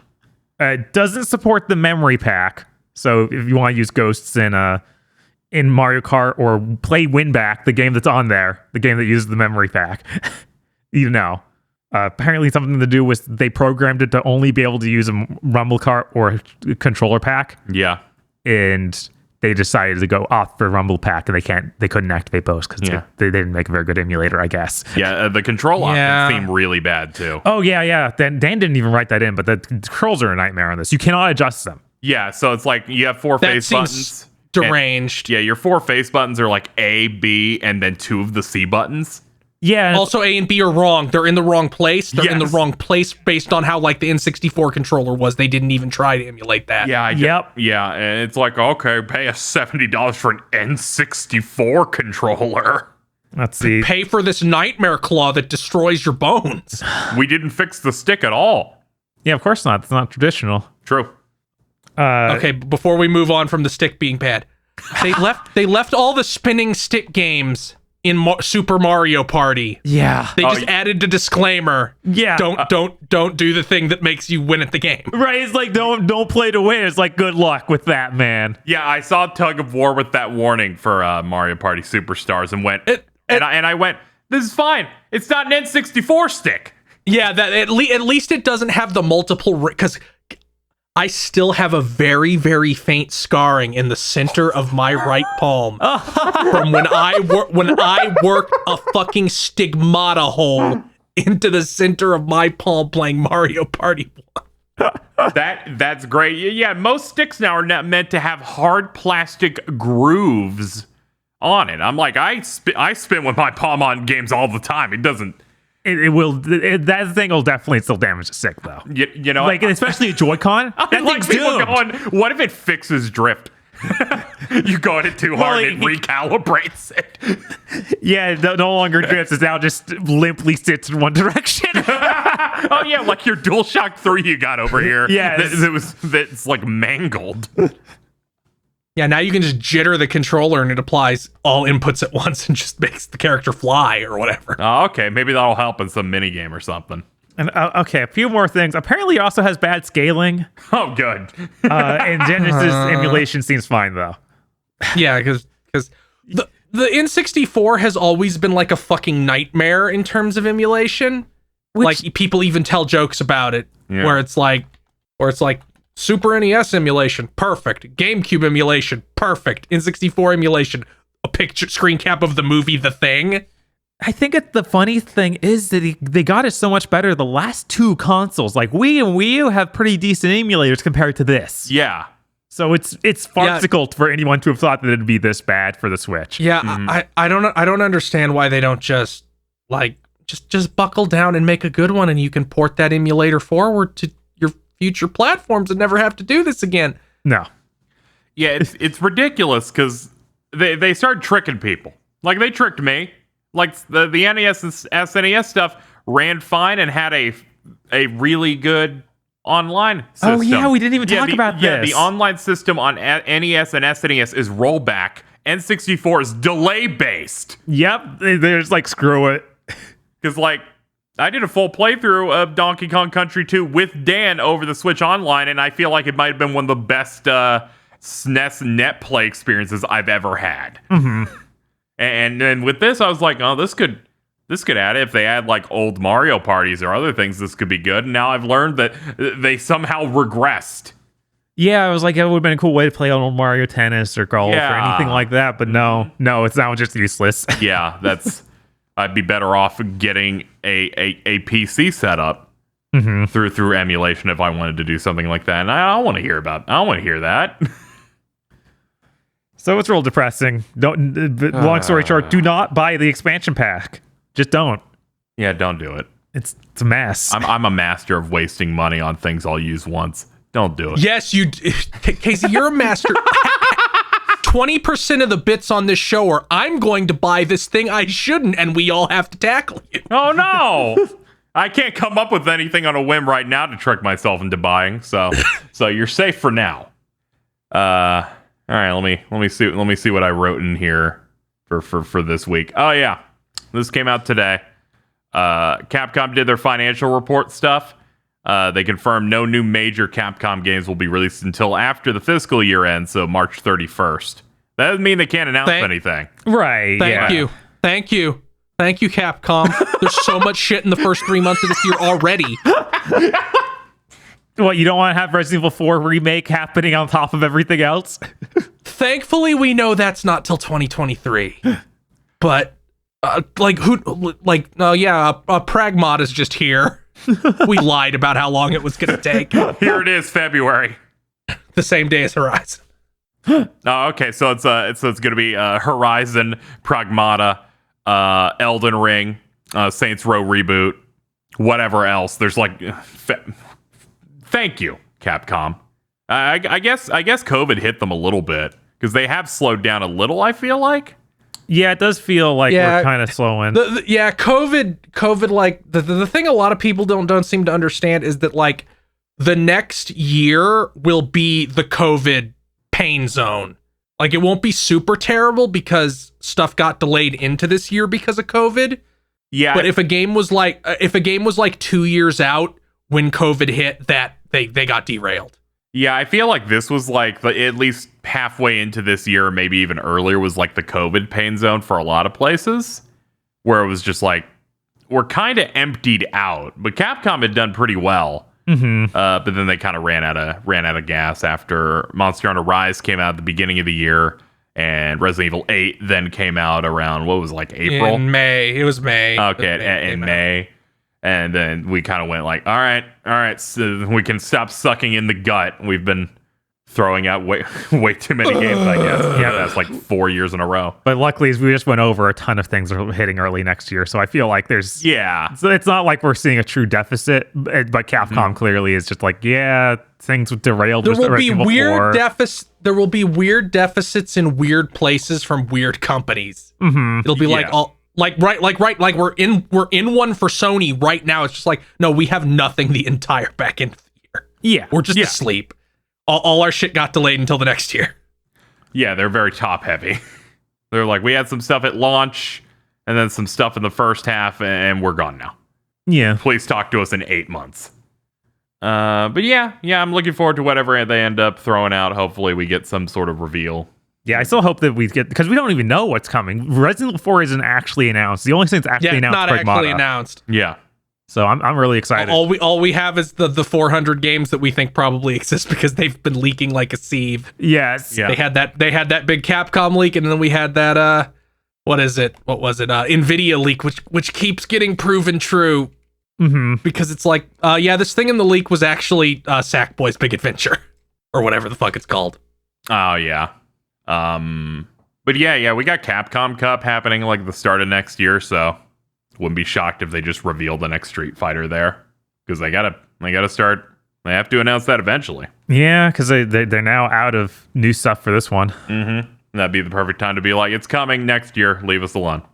Let's see. My next piece of news: Shoji Meguro has left Atlus as of last month to go freelance.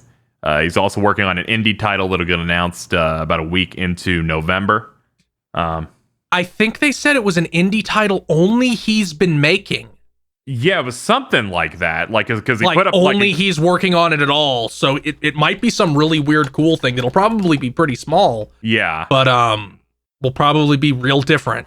Yeah, because he had a decent enough hand in like the development of the games as well, in terms of like tone and other things. So this is like somewhat of a big move, because I know some people were like, it won't really change much. He'll still work on games for Atlus, but I feel like his touch will be felt a little bit lesser in future games that still have him in it.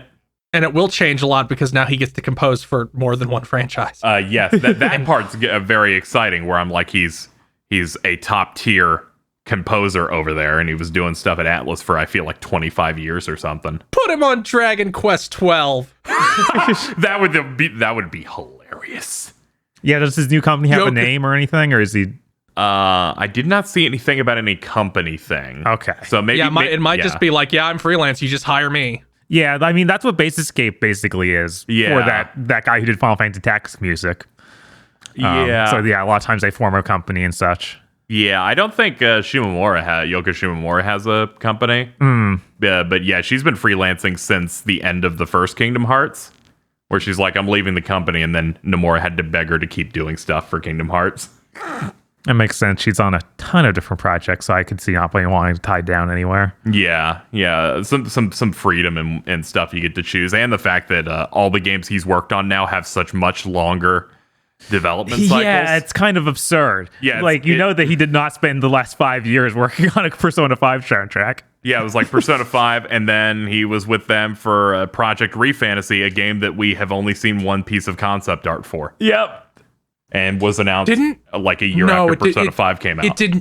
It did not have a trailer. That's the Cygames fantasy thing I'm thinking of. Mm-hmm. Yeah. Yeah, we know basically nothing about it except that it just has that Persona art style, but has like an elf in it. We don't even know like tone or like music or anything. It's very strange. Watch it not even have that elf in anymore. It's just completely different. We literally have nothing. Maybe I'm remembering wrong. Didn't the one character they show look kind of like the new girl in Persona 5 Royal? A little bit. They both had red hair. Okay. Yeah, they had red hair. Hers was like a bit wilder. The one in the one in Persona 5 Royal is just like a normal ponytail type of thing. But then I remember Persona 5 Strikers has another red-haired girl in it, but she's like really small. They really like red over there, I guess. Let's see here. I'm going to pivot over to this. We have the Grand Theft Auto Trilogy Definitive Edition. It got detailed a day after we recorded the last big thing. Yeah. Yeah, well, we always get those.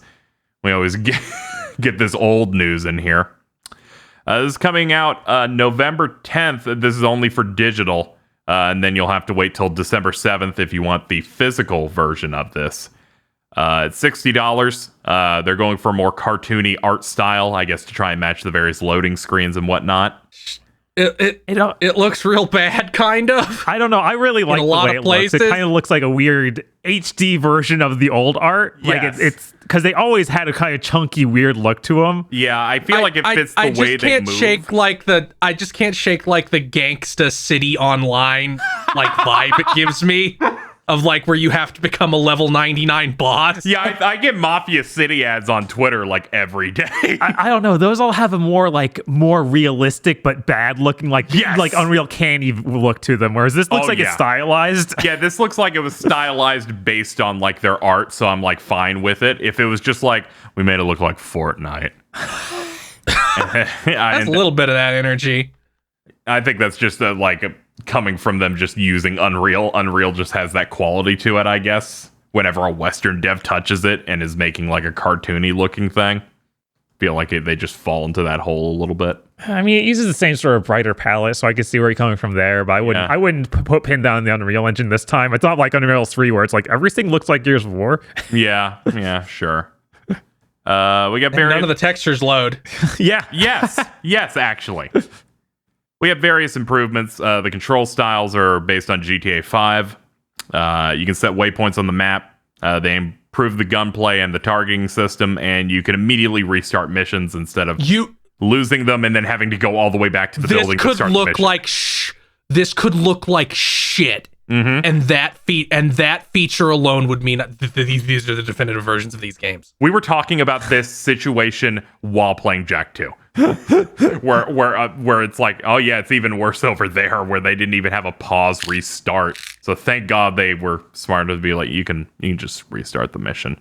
You don't have to go to Lance Vance's house to every mission that involved piloting a remote controlled vehicle is now no longer a war crime. Mm-hmm. Oh yeah, that stuff was awful. Yeah, they were pretty bad. And then this funny one, I guess Xbox paid Rockstar $20 million. GTA San Andreas out of this trilogy will be on Game Pass at launch. Okay. So if you want that 1/3, isn't there something weird like PlayStation Now is getting GTA 3? Is that true, or is that something someone was joking about? I did not hear that, so I cannot confirm. I haven't heard about that. That is hilarious. It's like, come on. They're like, we know the real star of the show is Tommy Vercetti. Yeah, it's true. You got to pay to get. You got to pay to get in for him and Lance Vance. Hey, Tommy, why you eat so many calzones? How are you gonna sell the cocaine now? Oh, that is a bullet point in our news.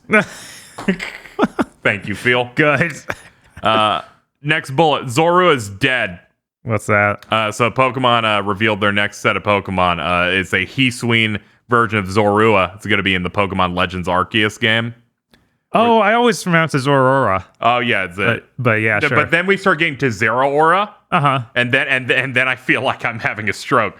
Zorua or whatever that becomes Zoraorc or whatever it's called. Uh-huh. The weird one that's like pretending to be one of your other Pokemon. The lore for this is that they traveled here, but froze to death and died. So now they're a normal ghost type. What? They're like a white like ghost evil demon fox that haunts you. You know, I was confused by the they just went trailer to Hot Topic. Yeah. because the trailer is like found footage, like Blair Witch thing. Yeah.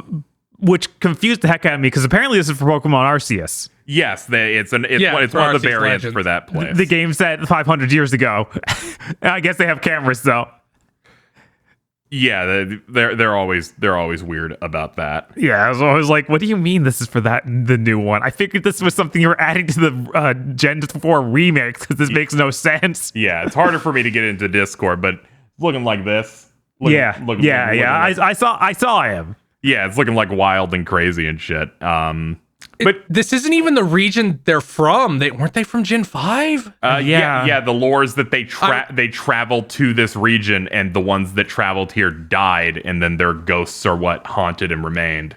Well, and the ghosts didn't hang around for 500 years, Bob. That's why they aren't in Gen 4. Yeah. Right. I'm not even saying they should be in Gen 4. I'm just saying that trailer was weird because it was using a camera. Oh, Well, you have a 1500. smartphone. Yeah, it was really strange. I guess I'll take it over we're going to live stream a Pokemon Sword and Shield Mystical Force That for 12 was hours. I and nothing forgot happened. that happened. That was insane. I was reminded because I was like, on a stream, someone was like, did you see the new Pokemon trailer? I'm like, it was nothing. They did just show bad reception. They're like, they uploaded a more clean version later that showed the Pokemon. I was like, I missed that.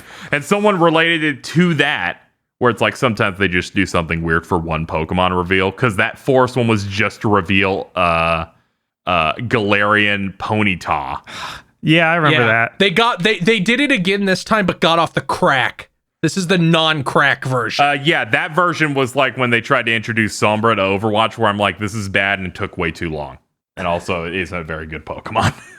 Okay, I looked it up. It's true. GTA 3 Definitive Edition is going to be on PS Now. I'm gonna shit my pants. Sony, what are you doing?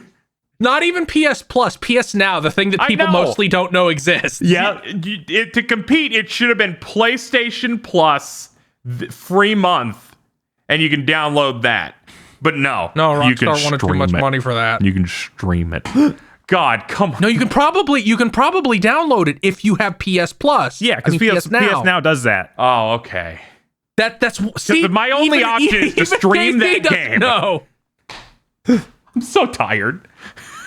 What do you People don't know that PlayStation Now lets you download the games if they're native to that platform. I forgot because I know you can do that, but my brain's like, clearly it's got to be streaming, or otherwise you put it on PS Plus.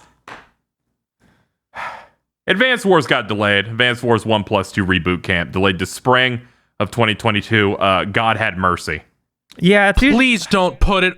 Please, Nintendo, do not put it on the same fucking day as Elden Ring or Horizon. Please let it dodge both of those grenades. spring is usually later than that. Like usually spring is. I don't think that starts till April. Yeah. So it's safe. yeah, like in April, May.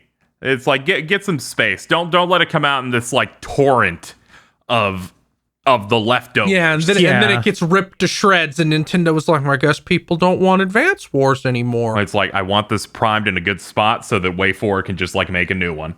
But yeah, we don't. It also December was never a good month to launch a game in general. So, Yeah. So it's fine. There's no rules anymore because it used to be that January wasn't a good time to launch games, and now there's 45 games every January. Oh yeah, I know. Yeah, December seems like the true only blind spot left, where it's like no one really pays too much attention in terms of like because the zeitgeist of games. Black Friday is already over. All the shoppers have gone crazy that whole end of that month, and early December they're exhausted. Yeah, January though, that's primed for some big hits. Yeah, it's no problem. But yeah, it's good that got some time to cook. I know when I was talking to Dan about it earlier this week, he's like, yes, thank God. Right, because he's like, I don't have time. Yeah, he's like, I have no time. I have a list of games I need to play for Game of the Year. His dream game can wait a little longer. His dream remaster. Okay, I'm gonna throw us quickly here through an exciting event. They're always the best thing around. The State of Play happened. This is a 20-minute long. They promised us third-party announcements. I reacted to this on stream. Halfway in, I'm like, oh no. Yeah, right. It was dire. I was just like browsing the web on another screen while watching this. I was like, guys, these are usually bad, but if they don't bring out anything here, this will be the very bottom that they have been. Like, a good State of Play is like a B. They opened it up with Deathverse Let It Die coming to PS4 and PS5 next year as like a free-to-play thing that, to my understanding, Grasshopper made Let It Die, but it was owned by, I think, Gung Ho? Mm-hmm. And Gung Ho has someone making this because they own the IP, so it's not even a Grasshopper thing. Yeah, so it's a Suda game, but isn't a Suda game anymore. That's weird because that girl in there is like the most Suda-ass design I've ever seen. Yeah. That's how I knew immediately it was something related to a Suda property. It looked like a more when I was watching, I was like, I don't know what this is, but it looks like a slightly more approachable Bleeding Edge. I was just watching it like, is this Itagaki's new game? Is this a Devil's Third multiplayer? But no. It'd be great if it was like, we got the Devils. We got Itagaki to make a Let It Die. Yeah, I don't know if this is like a battle royale or just like some kind of weird arena thing, because we don't really get an image. We don't even know if it's team-based or not. Yeah, I have no sense of the goal. I just know that you beat people up. Yeah, it seems like you get to have a customizable character with customizable gear. So maybe it's just like you're all in a big arena, kill each other. Right. Okay. I imagine it's some sort of arena versus thing. Yeah. It might have teams because I feel like there were characters dancing together, so they could be part of a team. I don't know. Plus, like Let It Die was like a whole mostly melee focused game, and it's still branded as Let It Die. So I imagine it'll be pretty. Who the fuck is Super Trick Games? Or were they new just for this? I looked them up earlier, but their whole website's in Chinese or something. It looks like they also made the first Let It Die. Okay. What is this? What is this? There's like an old Grasshopper that became Super Trick that Suda isn't there, and then Suda made a new Super Trick. Or do you mean I mean Suda made a new Grasshopper. Is this like when they're like, no, this is the real Organization 13? I don't know. On January 13th, on the 30th of January 2013, Grasshopper was acquired by Gung Ho. In 2018, the company would post a notice of an absorption-type split over issues in management, confirming that new Grasshopper manufacturer would operate independently of Gung Ho and work on things like No More Heroes under Suda's management. The old Grasshopper Interactive would remain the majority of staff and became Super Trick, and then made Let It Die. Huh. This is wild. Okay. Yeah, I hadn't heard anything about any of that. Suda isn't involved in this, but he might not have really been involved in Let It Die. In fact, looking at the credits for Let It Die, it looks like he isn't any major role on that. Not even producer. So it looks like this is was always Suda-lite and is still Suda-lite. Okay. Well, yeah. It's good to have a little bit more perspective on that. I really have no interest in this at all. I don't know. It makes me want an Anarchy Reigns port, but that's about it. That's the real shit. I would love for them to do an Anarchy Reigns port and make it have netcode that worked at all. Right? Yeah, it really didn't. Outside Japan. Yeah, that'd be solid. I would love to play as Blacker Baron. I love Blacker Baron. He's hysterical. Yeah, he's an amazing character. Oh my god, I was struggling to remember this next one. We Are OFK, according to Feel, tries my fucking patience in 2022.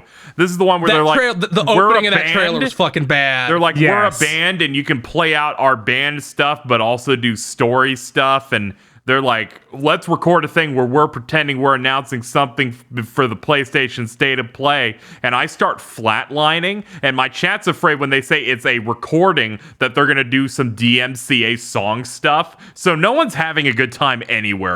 This isn't okay. So I looked into We Are OFK a little bit. Ugh. This shit's not real. It's like a corporate band, but like a super corporate version of like the Gorillas, where it's like they're not real. Wait, They're real people. I didn't even know there was a real band behind this at all. Oh, there's not. Okay. It was created for this. Okay. But I presumably they will try to make it like more of a thing if this succeeds. If This thing set like raises all of my like danger sensors.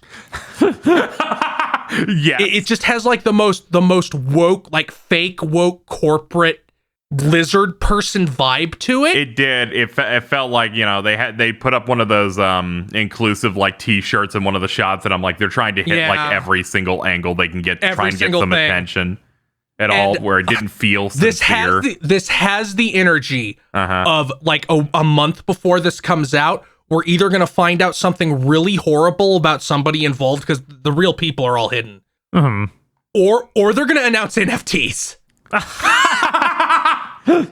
That's like it just has that vibe of like that toxic thing where like it's like you scrape off the pastel colors and there's just blackness under oh it. no. Yeah, I could probably Yeah. see that. A chunk of my chat was just going, so what happened to Goodbye Volcano High? They had to rewrite the game because they fired the main writer for writing Ed and Eddie pornography or some shit like that. God. Sony always gets like some of the most caustic indies, I feel like. Like they get a mix of really solid ones and then this. It feels like there's like one person at Sony who like is involved in creating these lineups who is just like in those circles. Uh-huh. And are like, okay, we're gonna get one of you guys in here, and it's just always the most noxious thing. Yeah. I guess when you want to have at least one of these kind of indies, you know, they're all like, I was like, is this even indie? I don't even know. It's I'm sure they would claim to be indie, but it just has like that radiation of evil. Like it's, since it's not an action style indie game, I was bored, it has to be an indie game where I'm just like, you're talking like you're the being publisher quirky. and developer are somebody I've never heard of, are called Team OFK, and their website shows like characterized profiles of like 40 employees. Weird. And they tell you they don't have anything actually on the website except like press stuff. Like you can't even click on the profiles of the people working on it and get like meaningful information. Weird. But yeah, we've spent more time talking about it than they had on that presentation. I can't handle this. That looked really bad. Like, I'd rather a Tom Goes to narrative being shown at the Sony show than that, because I really got no vibe from experiencing anything in this at all. They had funny jokes. I don't know what you're talking about. They talked about big arms. They were talking about Gears of War. You know what's big? What's that? Big Snacks. Bug Snacks is getting an update next year. The Isle of Big Snacks. It's free. You go to an island, Bug Snacks are really big, and you can also put hats on them. Yeah, it has prehistoric bug snacks that are huge. You can put hats on your old bug snacks, and your hut in town is finally finished, so you can like decorate it and upgrade it and stuff. That's neat. Yeah, that's cool. It was nice to see that. Five Nights at Freddy's Security Breach was shown again. It's coming out in like December or something. Okay. Yeah, this is the Devolver Expo game. Yeah, it's the Devolver Expo game. The funniest thing to come out of my chat, along with the string of things that the creator has done, is just someone who yelled "Republican game," which made me wheeze and go, "Okay, this trailer being here was worth it." Next up, we got, I guess, Xbox's seconds. Death's Door is coming out November 23rd. This is the indie game that has some Zelda and some Souls mechanics. You play as a bird. Yeah, I honestly thought that it would be exclusive to Xbox a little bit longer. It's been like 2 months at most. Yeah, it came out, I feel like, in like September or something, but... It's the same devs as Titan Souls, I think. Because they're giving Titan Souls away for free for pre-order this. Yeah, and I'm like, you shouldn't have said that because I fucking hate Titan Souls. So yeah, I know, right? Every impression I've heard of this is it's a good game, unlike Titan Souls. Because boy, that game, for people who don't know, Titan Souls was the one where you die in one hit. Die in one hit, and you have like a bow. So and the bosses also die in one hit. The thing is just like setting up that hit is really complicated. Yeah, because they have like a core you have to damage. Yeah, this is an actual traditional game with a story and an actual combat system in it. But yeah, the Titan Souls also only boss fights. You just walked from one room to another with a boss fight in it. Yeah, pretty much it. Yeah, all I heard about that is that wore out its welcome almost immediately, and the boss runs to get to them were way too long for what they were. Yes, they were. Also, Bob, it was exclusive for a whole 4 months. It came out in July. Oh, wow.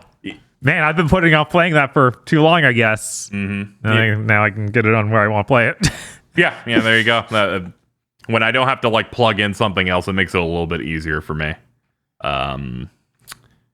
Next up, we had Kart Rider Drift. This is a kart game. It's like I'm sorry, like you're sandwiched between like Mario Kart and that Hot Wheels game that looks really neat, and then the Final Fantasy one. I'm sorry, it's over for you. Yeah, Chocobo GP really kind of just seals the deal. It is kind of bad that they don't... It feels like it has no style to it at all. Like it tries to be as plain as possible, which is crazy.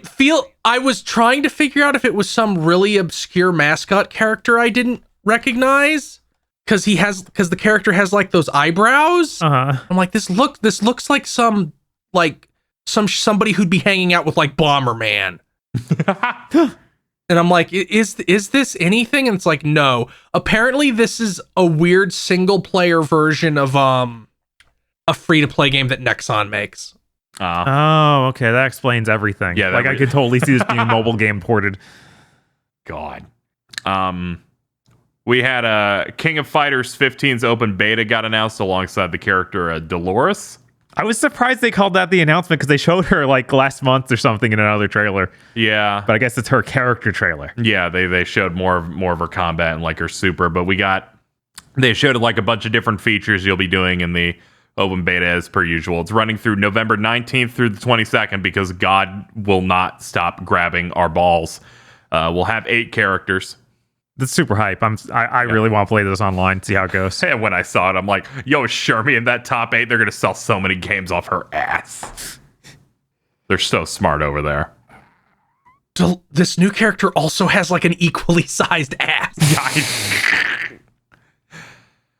Everyone's winning today. First Class Trouble, a social deduction game, sort of like Space Station 13, a thing where my chat just kept saying sus, is coming out in November as a free PS Plus game. Yeah, this seems like more more focused on actual mechanics than Among Us is. Yeah. Also, like in the first few seconds, I'm like, is this the ship? It's a high budget Among Us. Yeah. They emphasize like wacky things being able to happen, which is why I compare it to Space Station 13, because that's the game where you can like make a pneumatic cannon that shoots food at people and they automatically eat it, and then you drug the food and walk around getting everyone high. Yeah, I saw them like hit a button and it just made the floor fall out. And like, so I imagine they'll have some shit like that. Mm-hmm. This is the second like big online thing that they're giving away for free. The first was Destruction All-Stars. Yep. I wouldn't say this is clearly different budget levels. That's all I'll say. Yes, because this thing looks like it would be released on Steam on a random day. Any random day. Yeah, I said it looked like The Ship, which is just that game that you would play on Steam where it's first person killing people on a boat. That I feel like everyone had in their inventory in 2008. One dude's like, it's real good, and I'm like, it's because you're poor and you only own this game, right? They're like, yeah, TF2 is also good. We didn't have it listed here, but Little Devil Inside was shown. That was their closer game.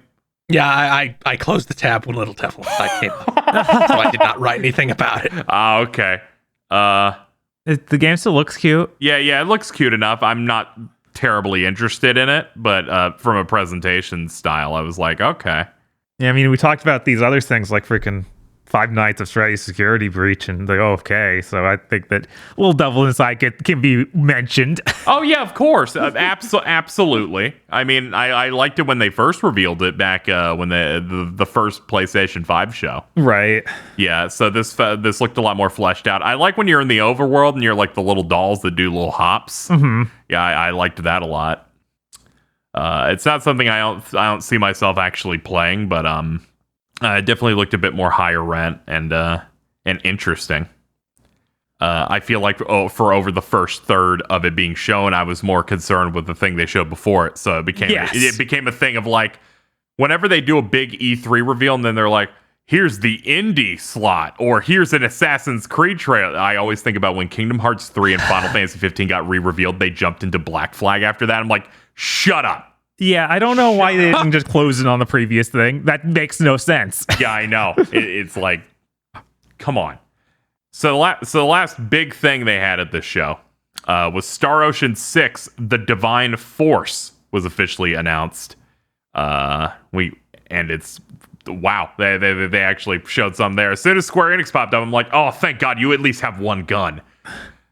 It's going to have two protagonists like Star Ocean 2, promises the mightiest action. The fastest and mightiest action in the Star Ocean franchise. Yes, you can fly around. It seems like it's taking more of a Xenoblade approach in like these big, vast, open areas. You can jump in and like get initiative on attacks. They even said like if you're smart enough, you can just do one-shot kills like on initiative against enemies. It's going to be available on Xbox One, the Series systems, Steam, PS4, and PS5. Some of these will run well. Yeah, it's out next year, I believe. Hopefully they all will, but I don't have any faith in Xbox. Yeah, it's coming out next year. They did a coming 2022. I think they said they're going to show more of this in spring, or it might have been something else that I was seeing with an announcement. Yeah, I'm assuming fall, or more realistically, delayed to 2023. They gave us a surprising amount of info with the blog post they did after this of being they did. I put the big bullet points in. Like the big one for me is like they specifically mention that like the people chasing the protagonist, who has a really fucked up face. He looks like Chucky, like horror movie Chucky. Are Claude's descendants from Star Ocean 2. Yeah, apparently it's like the Federation is evil right now, which is interesting. At the same time, like the way they phrased that thing about being Kenny's descendants was it sounded like he's on the ship. I'm like, has the ship been stolen from him and we're going to get Kenny's descendant as a party member? Because he's like, the Federation screwed up. That would be neat. I was like interested just from the trailer, but reading the blog post made me much more interested because there's all these pulls from Star Ocean 2 where it's like, did you realize? Yeah, they might have gotten Did you realize that Star Ocean 2 is like the one people like? Because they sort of figured that out when they remade Star Ocean 1 on PSP and then forgot. Yeah, I'm really hoping the crazy crafting shit is also in here again. Yeah, at least some of it. Like I don't expect them to have the insane shit like, okay, you got that sword, now level up the skill Radar, which gives you one random item every time you level it up. Save and reload until you get 2 mithril, then refine that sword twice with the mithril, save and reload because you only have one chance, so you have to save scum. And then you can get the protagonist's best weapon like 5 hours into the game. God. That's insane. Yeah. They even said there'd be exclusive party members based on what protagonist you pick, which seems like anathemic to modern game design. Oh yeah, that's something you just don't see anymore. I was like, whoa, what? That's part of like, whoa, you get it. I feel bad for anyone who looked at Akiman's art of these characters first and then looked at the trailer. Yeah, they still can't model people. It's rough. Because I'm like, I saw a post on like Reset Era saying fucking Akiman should sue them for fucking not knowing how to make his characters in 3D like that. Yeah, I don't like they did it okay in Resonance of Fate. I don't know why they haven't been able to make faces that don't look bad since then. Yeah, it's real bad. It's like, how do we make a woman? Prior. Yeah, it's so hit and miss over there. It's weird. Maybe it'll be touched up in the year before they launch. Yeah, there's a slight possibility, but this was like honestly huge for me. I honestly like, you know how Dan was like, I'm glad it wasn't visible on stream because I was almost crying. Mm-hmm. That was it for me. I was actually getting low key pumped just to see them like going up to bat again, and the sheer amount of scale up this is from 5. Oh yeah, 5 is a nightmare. Like, 5 was nothing. 5 has like almost no cutscenes. Every cutscene's a walk and talk. I talked on Twitter today about there's a space battle in that is just you in the bridge of the ship. The screen will shake and a red light comes on, and then they put up a dude on the video thing. It's so pathetically rough. I let's played that. It took 20 videos. I'm like, I think DMC 5 took me more videos. And this is a JRPG. It was just in every way like a real disappointment. There's one good song in Star Ocean 5 I learned. It's an endgame song from 3. Yeah, that's the thing with Star Ocean 5. You could go download a bunch of songs from older games too. They just put a Star Ocean 3 song as one of the final boss tracks. Ah, okay. And I was like, why does this sound good? And it doesn't sound like desperate. Sakuraba is asleep at the composer wheel. And it's like, it's a song from 20 years ago. Which people said, that's just Dragon Quest 11. I'm really excited for this. It looks dope. I want more JRPGs that take the Xenoblade style of like free exploration. I feel like that's like a really exciting thing to dig into. I think it's a real weird match for Star Ocean, but hey, I'm excited to try it. Like they showed off the flying around, which is really neat. Yeah. And it has that big buff over Xenoblade where it's like, oh, there's going to be combat that I won't just want to die while doing it. Yeah, finally you get your big win. I get the win of it's a Xenoblade style game that's not on a Nintendo console. So it can like scale up a little bit.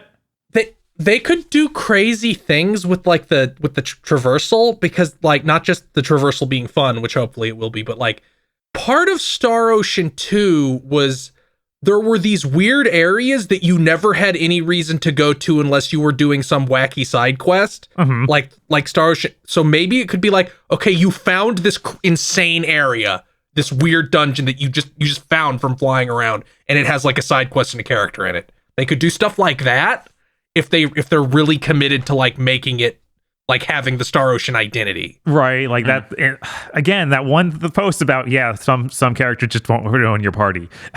If you choose a different character, it really gives me confidence that they'll do weird stuff. Yeah, that has me excited. I really hope they show private actions the next time we see that, because private actions I think are another really big part of Star Ocean. Oh yeah, where if you never played Star Ocean 2, whenever you would get close to a town, you could hit square and activate a private action, which means instead of just going into the town, the party splits up inside the town. Mm-hmm. And are all on the map somewhere, and you could sometimes activate like sub events that are exclusive to like talking to the character in that situation. And in Star Ocean 2, you could get the pickpocket skill, and you could pickpocket your own party members and sometimes get really insanely good gear from them by doing that.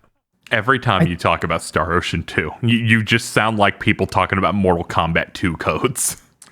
Yes, Star Ocean 2 is cracked out. Also, this means it's almost certain that they'll be announcing Star Ocean 2, like the remaster, within a year. Yeah, it's got to be sometime. You don't bring up 2. You don't say we're bringing back this big system from 2, and be like, no, we're not doing like a port of that. Are you stupid? It's really funny that Tales of Arise does like a fake private action system. Like once in a while, a party will just do that automatically, where they break up in the town. You have to go talk to each one, and it's just part of the story. Whereas no, Star Ocean 2, it's just any town, anytime. It was really fun getting into a conversation with my chat saying, "So Star Ocean just some ripoff of Tales, but in space?" and my brain went, "I don't really know. I'm pretty sure both of them came out in the same system." Yeah, they both started. Yeah, they did. They were Nintendo. But they were both late Super Nintendo games. So they had stuff like the voice chip. And then my understanding was a chunk of the Fantasia team made a team that made Star Ocean, or there's something like that. So, someone was saying it was something very weird. Something about that. like that. Yeah. They came out very close to each other. Oh, it looks like Tri-Ace just developed Tales of Fantasia, the very first one. Oh, okay. Well, there you go. It was the reverse of what people thought in my chat.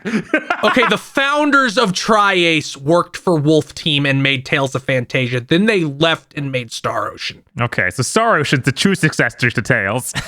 Well, there we go. They aren't really similar. Mm-hmm.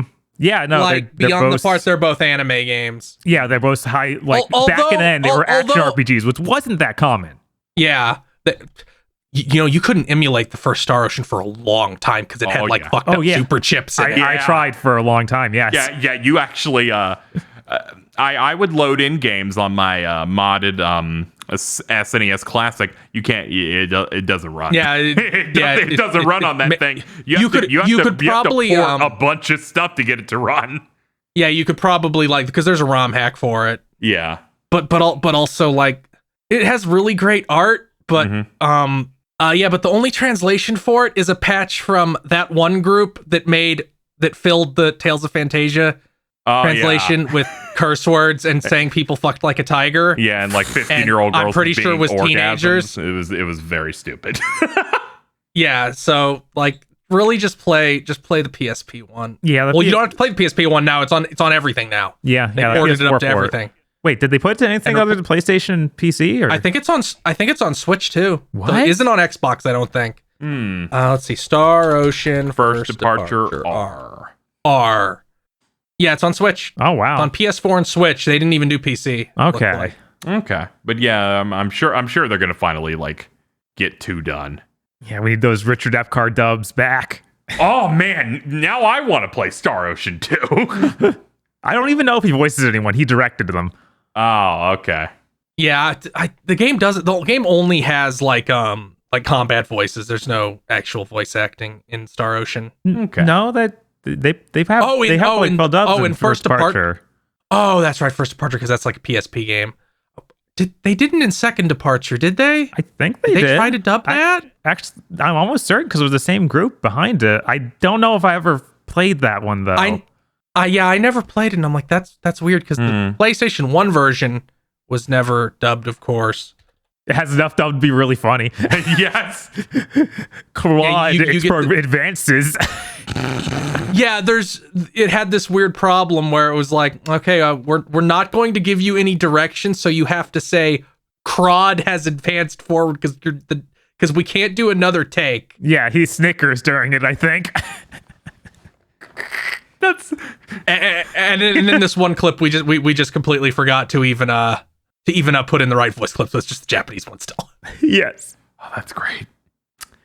But that was a very middling state of play, but a very exciting announcement was in it. Yes. Yeah. It totally worth it. This is more exciting to me than the new Kingdom Hearts announcement because that's coming. I know that's coming. Yeah. Star Ocean was dead to me. I know. It was a known quantity. The last Star Ocean might be one of the most pathetic JRPG releases I have ever seen. Right. So seeing one that is here and is bigger and more exciting. Yeah, because the last Star Ocean news I got was, we're shutting down the mobile game. It's over. Oh, that's the worst.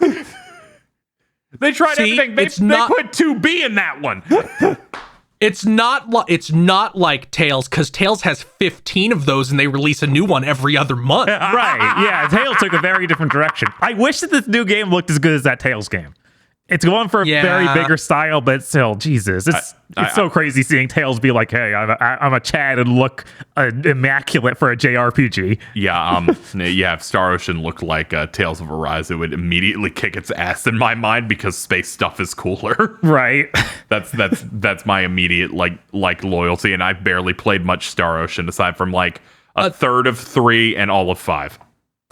Don't get confused because people always complain about this. Star Ocean doesn't really have that much space stuff. Yeah, it's upsetting, but I know, but there's an aesthetic to it. Yeah, you get lightsabers. And the conceit is always that the space crew gets stranded on the fantasy planet. Yeah. I immediately got that vibe when I was playing a good chunk of 3, and then when I played through 5, where they're just like, we're separated from the Federation ship. They're not coming. Ever. Sometimes they get real stupid though. Like the first one has time travel and demons and shit. Yeah, I think the funniest part of this new character not being part of the Federation is that they say explicitly, so he doesn't have to follow the non-interaction with underdeveloped planets act. So he can just tell people about space technology. He doesn't have to follow the Prime directive. I think that's part of the reason it looks like this is that they don't want to go anime because they do like consider the Star Trek angle part of the identity. If they're trying not to be anime, that's laughable. I think this game's about growing up. As anime, like they're not trying to have the aesthetic because they want to be more realistic. I feel like this is what I feel like is going full anime, Bob. Every cutscene's a portrait, like it's an 2D anime cutout thing, and then it just becomes an ID Factory game. But yeah, I don't know. It feels a lot more like it's just we can't model that well. Then we don't want to go anime. They should have learned at some point. It's been 20 years. Yeah, but we should move on. We should. You're right, we have many more things to get to. Let's start. Yep. Let's start killing them. All right, we are on Feel. Feel, you got to ride the rest of our news here. Oh my God, how has it been this long of a week? Yeah, we had a lot. Yeah, it's been a lot. I'm looking at his news and going, oh my God. Yeah, no, I was streaming Jack when most of these things got announced, so I just had to look at it. You just get shot in the back occasionally. Right. So Fantasy Life Online is coming west because Level 5 doesn't know what the fuck to do anymore. I was gonna bring it up. Is Rogue Galaxy the only space RPG where you actually do go to different planets regularly? You go to a lot of different places in Star Ocean 4. Oh, okay. You do. But that's Star Ocean 4. That's got Edge Maverick in it. He's cool. I think KZ, you would like Edge Maverick a lot because you'd get to the part where he's like, I can't use a gun because my reflexes are so good. I shoot where they're going to be and always miss. I have to use a sword, and then you'd start clapping. He's selling me on this. I heard that's 4K on PS4. Yeah, it is 4K. The PS5 version will run 4K well. You can hear all about nappy time. Ooh, oh man, fucking, I'm gonna do a dinner dance right now. So Fantasy Life was really popular when it came out on 3DS. Even here, it's like maybe the most popular level 5 thing. So of course they had to decide. It was like an action RPG with really heavy crafting, and it had like a very. It was almost like a fusion of like Animal. It was like more like Animal Crossing version of Rune Factory almost, where like you don't have a farm, but you have like houses and you build furniture and stuff, and have like carpentry as a skill and like stonework and stuff. And there are dungeons, but you could actually beat the game without ever fighting any enemies, and people had done that. But then they're like, okay, the sequel's going to be a mobile game. It came out 3 years ago, so this will be coming out 4 years after it actually came out in Japan. 8 years after the original game came out. So wait, this isn't like a console version. This is just the mobile game coming here. No, this is the mobile game. This is just we don't know what to do. Wow. Okay. Yeah, this is more pathetic than as it was written. And wow. Yeah, what are they doing? Yeah, it's not like they're making a Switch version of it. It's just like, no, we don't know what to do. We're insane. We don't want to let Crunchyroll license the anime for our new thing because we want it to be on TV, and we will not accept the answer that nobody does that anymore. Yeah, it's like that means nothing in the States anymore at all. Yeah. You're not having that. But we're boomers, so I'm sorry, we were doomed.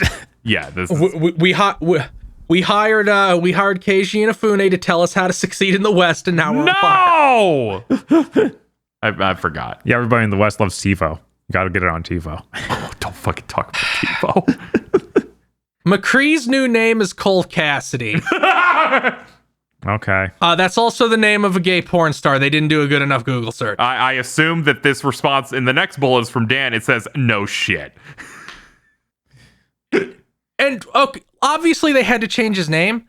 Yeah. They did it in the weirdest fucking way possible. Yes. Yeah. They put out this fucking promo image of like McCree's thought processes, like he somehow knew he was named after a rapist and has to change his name.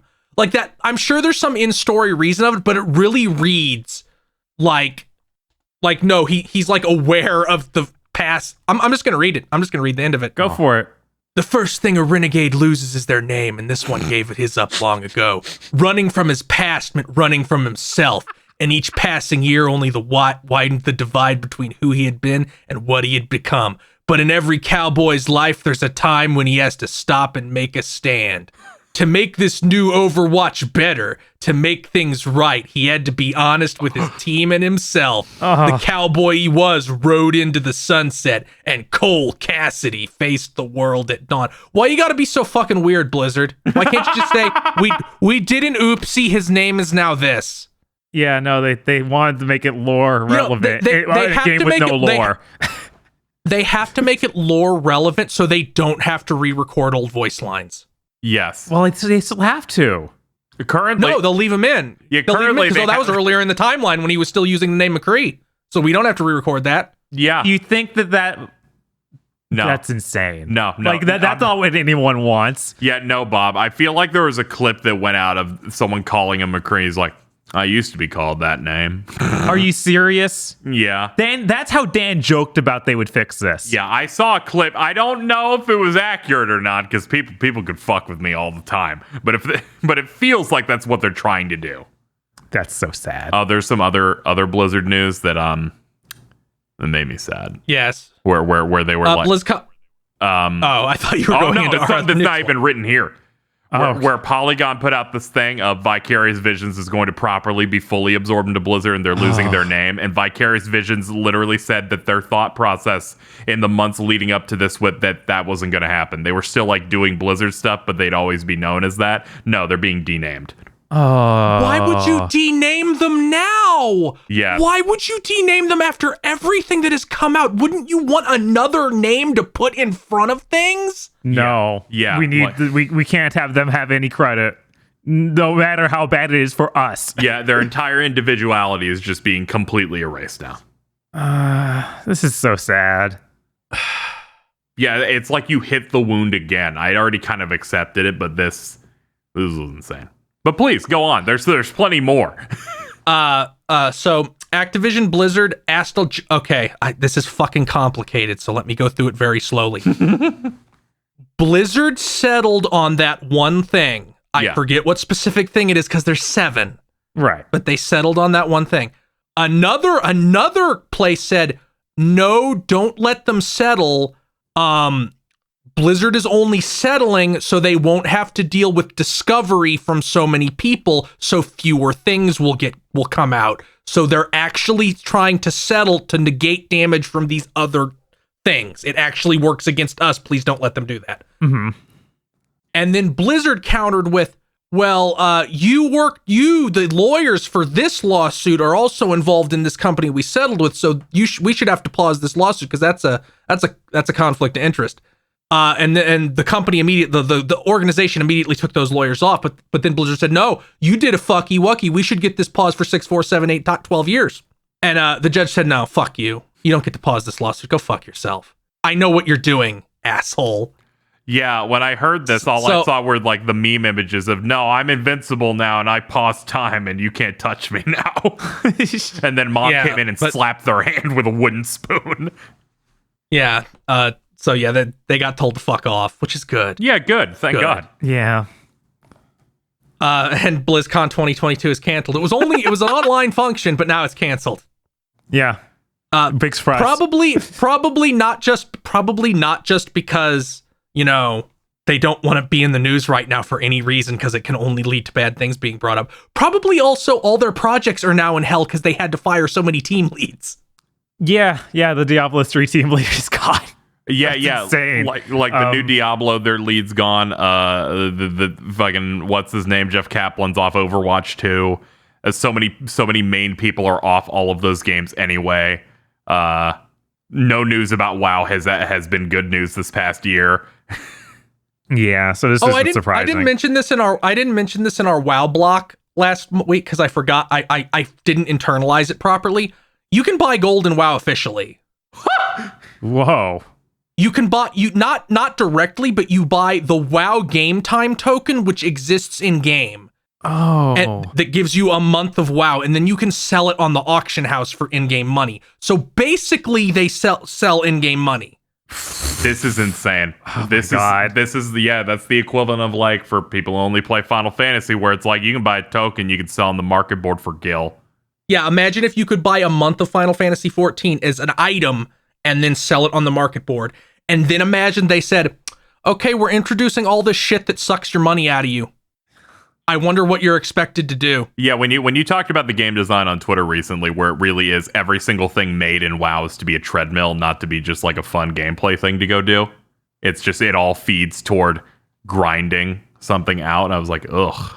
But this money thing's insane. I listened to a little bit of a podcast with like a top raider on it, and they're like, the last raid cost our guild, as we worked through it, 350 million gold. That's the equivalent of $35,000. Oh, what do you... Well, how many people were in the guild? 20. Oh, wow. That's what? The only used time to guilds being like 100 people or something. Guilds are small in WoW, or not small, but they're like very, not very much bigger than how many people it takes to run stuff, because then you get competition. Yeah. Oh. Yeah, there's a little bit of that, but it's usually like Final Fantasy has like a free company, that's their guild. And they'll have like groups in that group up and we'll like do something. So the fact that it's like only the hardcore people in that, I'm like, okay, I'm sure there's some of that there, but the only time I hear about Final Fantasy having big money is someone's like, I poured in 40 million gil for a house. Not to I want to be the first on a raid. Yeah, WoW doesn't have player housing because they couldn't figure out a way to make it feed into the treadmill, and that's the only thing that matters in that game. Thank you, Jeff Kaplan, who once again, EverQuest top-level raider, dictated all the design on WoW for like 15 years, and then even after he left that project, all the people in charge were people he put there, so it just continues. Yeah, that's what... They assumed that's what people wanted, because those were the people who put the most time in, which I get. Like that's we know 1% of the player base. Yeah, because I like the vibe in one of these games of just playing the game to just chill out, which doesn't seem to be a main goal in WoW at all. No, it's a job. It's a second job. Oh, okay. Well, whatever. Is that all our Activision Blizzard stuff? Please. Yes. Okay. Yes, okay. Like, give us some more fun bad news. I don't think we have any more fun bad news, but we'll just go through. Okay. This is a crazy rumor. There's a Wu-Tang Clan themed action RPG codenamed Shaolin in the works in partnership with Xbox. Third-person RPG with melee-oriented combat, 4-player co-op support, rich in-game with seasonal content because, of course, it's Microsoft, so games as a service. Soundtrack by the Wu-Tang Clan. This is scarily possible because we're in that late 90s nostalgia zone right now. And that was like one of the bigger games on the PlayStation 1, if I remember. What, the Wu-Tang fighting game? There was actually the Wu-Tang fighting game. Yeah, yes, there was also Wu-Tang Shaolin style. What? It was made from the skeleton of Thrill Kill, a game that got canceled for being too graphic. But yeah, it was called Wu-Tang Shaolin style. It came out in 1999. It was like one of the bigger games of that year, I recall. So it's really scarily possible that this could be announced at some point in the next year. Yeah, I saw this. I saw this starting to leak out more after Grub posted about it. So then I was like, okay, there's more than one person, so it has some level of credibility now. That's wacky. Yeah, that's insane. Yeah, that's wacky. Of all the things I expected to hear, it was something that predates even 50 Cent Blood on the Sand.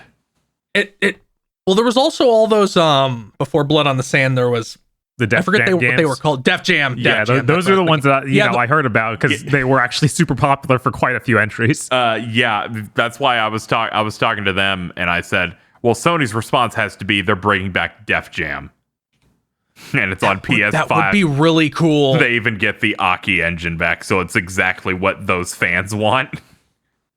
That would be really neat. Mm-hmm. I would enjoy that quite a lot. Shadow Warrior 3 got delayed till 2022, which is like, no shit, you don't have a release date and we're at the end of the year. Of course you Is that the one where they kind of made it Doom Eternal looking? Is that the game? Okay. Yeah, I thought it was what weird game it was. I thought it was weird that we didn't get a date for this yet. Mm-hmm. So that makes sense.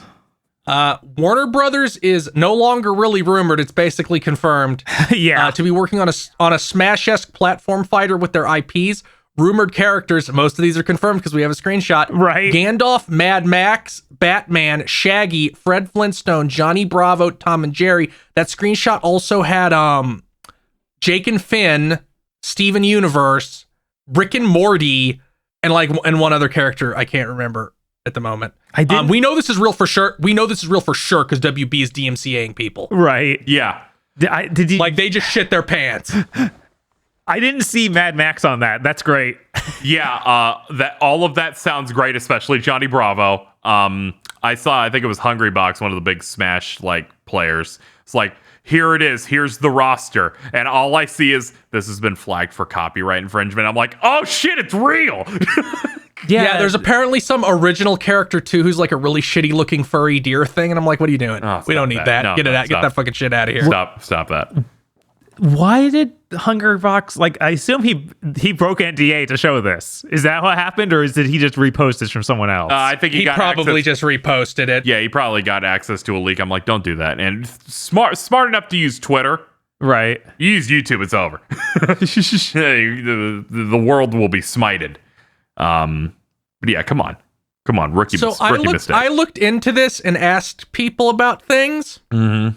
This was apparently in development at points in side by side with Space Jam 2, and may have originally been intended to be tied into Space Jam 2. I mean, Space Jam 2 is a weird just vomit of IPs, so I could see that being the case. LeBron might still be in this game, I've heard. If Neo is not playable, what are they doing? Oh, God.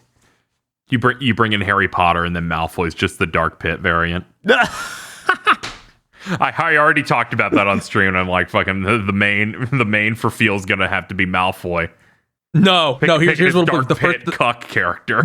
The day that comes out, I'll post a video of Harry Potter in Batman's grab and just be going, "What did you say about trans people?" and then hit the button to hit Harry Potter.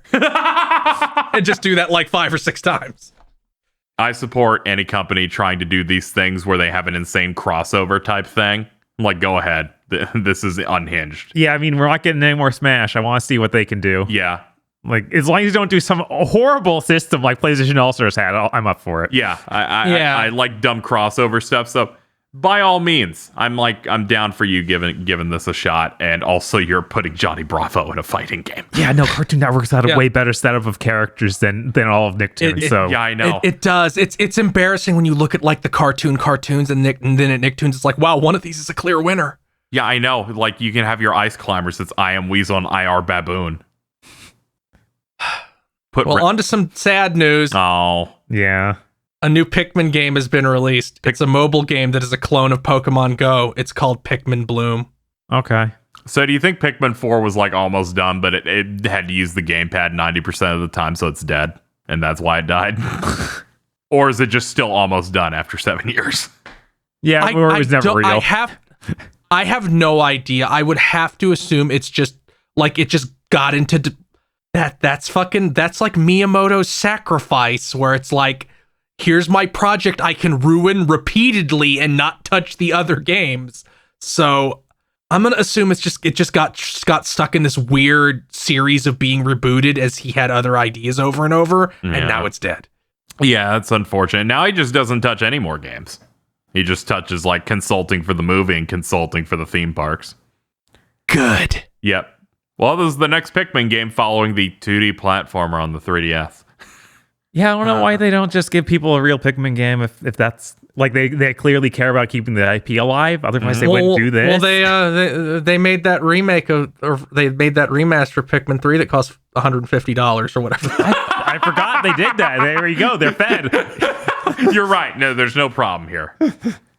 The Final Fantasy V Pixel Remaster launches November 10th. I'm super excited for this one. Final Fantasy V is one of my favorites. Why is it launching? It's launching 2 days before SMT5. I'm so tired. I'm so tired. Yeah, you gotta just bang that real quick, Casey. I gotta bang this out real quick so I can do SMT5 in 1 week. So then I'm done in time for Final Fantasy 14's expansion to be out. Yep. You don't go offline ever. Stop, Bob. No. I'm so excited. The soundtrack's gonna make me explode. Yeah, this will be my first real chance to play it.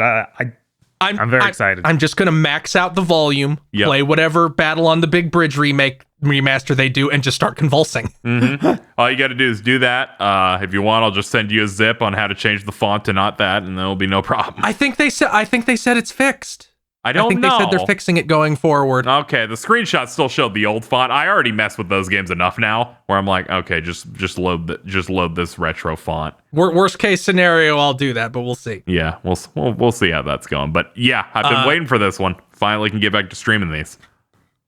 Sony has started the PlayStation PC brand, which I guess means that they're just going to start porting shit to PC consistently, and it's going to be probably all their titles. Which, figures that's what they've been doing for a few years now. Yep. But now it's like it's not a weird one-off anymore. They're gonna turn Tim Sweeney upside down and shake him till all his money falls out. Yeah. It's funny how they've been really slow on this, where it's like they got to kind of like choose when to do this, as opposed to Xbox, where it was like mid-gen. They're like, we need to focus on PC because we're dying and we're bleeding like everywhere. We need to find some way to make money. And then they just decide to not make money anymore and make Game Pass. But still, there's like that moment where they're like, everything comes to PC day and date. And then PlayStation kind of just slowly started doing it in the last couple of years. Yeah, I don't think PlayStation stuff will ever be day and date, but I think it'll get to the point where it's like a year difference. Right, because that just doesn't make sense to do day and date. It makes no sense to be day and date. You don't like that you want people to buy the console, so everything they buy gives you money. Right. I could see year day and date for their like second tier stuff. Like Sackboy. And then 2 or 3 years. Yeah, like Sackboy makes sense, but if it's like Forbidden West, at least 2 years of space, I imagine. And I would be stunned, like, I don't think we'll ever get Spider-Man. There might just be weird contract things with Marvel to I can't do Spider-Man. That might be contract, or Sony might just be like, we know. They're like, that is their crown jewel at the moment in terms of like, this will sell. That was the only time when Spider-Man 4 came out on PS4. Not Spider-Man 4, but Spider-Man on PS4. That was the only time I saw Xbox people just posting in tears. We gotta admit it, bros. We lost. I've never seen that about any other Sony exclusive. That's what happens when you make a great game based on the most popular IP in the world. Ubisoft put out a press release promising that the Prince of Persia: Sands of Time remake is still real. Like, it's not canceled. That was so funny. I read that this morning too. I was like, is this real? Do you really? I like how you wrote like that time Sinbad released a press statement to say he's still alive. Yeah, they did not give us a new release date. They just were like, we promise it's not canceled. In a similar vein, this came out right now. Digimon Survive is delayed until 2022. Okay. Yeah, that makes sense. It's getting rated in places, so I imagine it's like first half. So I imagine it'll be early. Yeah, it got rated in a few places over the last couple of months. This is the most pathetic remaster I've ever seen. Yeah, hopefully they delay it enough so it doesn't look sad. Yes. Well, it's been over a year since we've seen it now, hasn't it? It's been like 18 months. Some of the environments look sharp and nice. The character models look terrible. And this isn't gaming news, but we have to address it. Facebook is changing its name to Meta. This infected gaming news because they're like, we're also changing like our Oculus stuff to like Meta VR, and you have to access it through the Meta portal. Yeah, the people really dislike Facebook, so they're trying to like start throwing up smoke screens for all shit related to Facebook that isn't Facebook the site. And they're also really trying to latch on to the metaverse stuff that is taken off like in Asia, but not here. So it kind of just makes them look insane. I mean, the metaverse thing is like Mark Zuckerberg's new project. Yes. That he wants. What is that? He wants to like. It's. He talked about a lot of stuff today. Like metaverse. Yeah. His goal for the metaverse, Bob, is a shared digital space where you spend money on fictional clothing. Oh, so he wants to make what was that on PlayStation? He wants to make PlayStation Home. Yeah, he wants to make PlayStation Home. Yeah, but you have business meetings in there, and you have to pay real money for a virtual suit to wear on your avatar. Yes. Oh my god. Yeah, they're like, the future is going to be not us going on Discord, it's us jacking in. What? So this whole announcement made it sound like the name of the site Facebook will change to Meta. Is it not? No, it is only like it's like the company will now be the Meta company, and Facebook will be like a thing they run, as they desperately try to like pull Facebook branding off every single thing that isn't that site because nobody likes Facebook anymore. Yeah, no, it's like Oculus stuff's getting rebranded, but Facebook itself, that too many old people use that would make it impossible for them to do anything. Yeah, I was hoping for that to be the case, so things just got real weird. So you could get your 65-year-old like mom going, did the vaccine that I take away my app? Like, what happened? The last Clown World news. Ubisoft said they're going to make blockchain games so you can earn while you pet play. Yeah. Also buy the snake oil. Also buy this timeshare. Yep. It's real bad, man. Did you hear they put out some like statement about Assassin's Creed? Yeah, they're like they said Assassin's Creed Infinite will not be free to play, which says to me it will just be structured exactly like a free to play game and cost you $70 like Destiny. I mean, they already had the free to play screen in all of their games. No, it'll be more egregious now, Bob. It'll be significantly more evil now. I'm not saying it won't be. I'm just saying, they've already gone down that path. Why would we ever turn back? Oh. Yeah, like that statement was like, okay, that is in fact what you're doing, I guess. It's not necessary. Okay. Their statement was, this game will have a lot of narrative elements in it. It's going to be a huge game, but with lots of elements that already exist in the games we published in the past. And I'm like, are you really being this transparent about what you do? Yeah. It's going to be a big game with a bunch of shit we made already. They should... Because someone just snipped that part and went, man, they just went full mask off this time. It'd be great if Ubisoft had some sort of huge revolution of excising everything and starting over. Yeah, that would be swell. That'll happen when shit goes south, and I feel like this project will probably be like the tipping point. If anything is, this seems like they're showing every egg in the basket. Every egg in the basket, and in the basket that that has been slowly developing holes. Mm-hmm. Yeah, I'm dreading what they think the future of Splinter Cell is. Ooh, that's always the fucked up part, isn't it? Because with Square Enix, when Japanese companies went through this phase in 7th Gen, hardcore, where it's like they mention a beloved IP, and then it's like, here's this fucked up thing, this fucked up corpse wearing its skin. Hey, Breath of Fire, how are you doing? And it feels like they've gotten past that thanks to the power of Unreal Engine 4 and knowing how to develop games in HD now. It feels like it feels like now this is like the Western side of the industry's term, where it's like, we're bringing back this thing that you remember and like.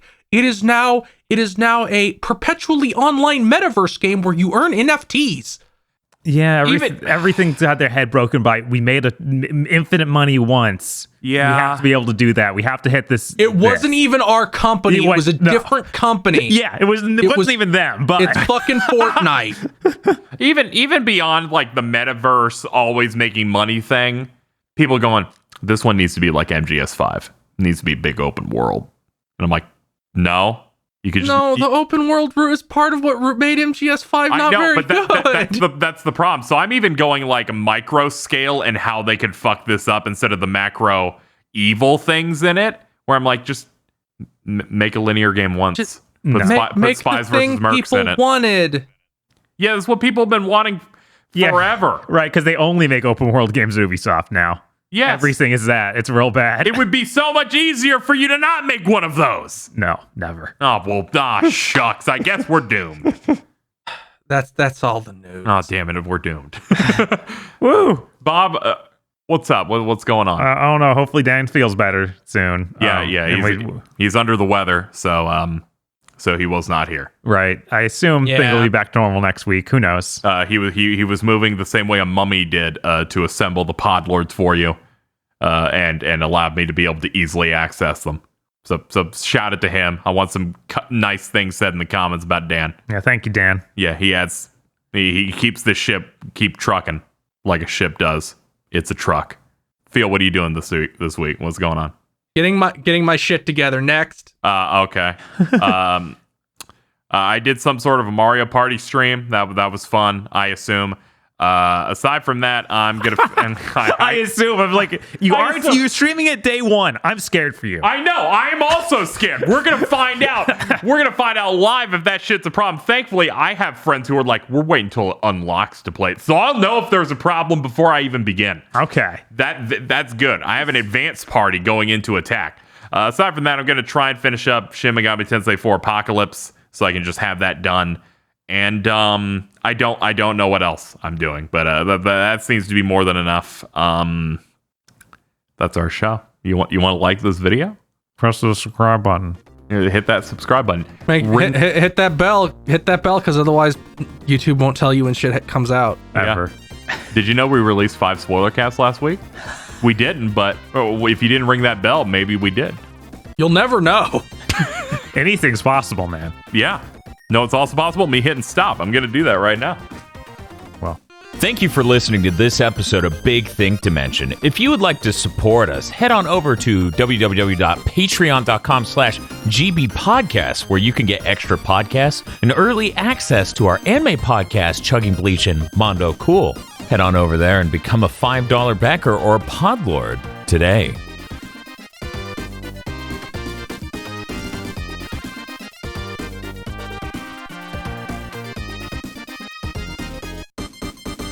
This month's GigaBoots executive producers are Esme, E. Lee Broyles, Starfalcon, Spaceman Spiff, Red Blaze 27, Brendan O'Sullivan, Dobo Muito Real, Ace Gundam Pilot Adam Admar, Cooper Tank, Zilter, and Virmvarm.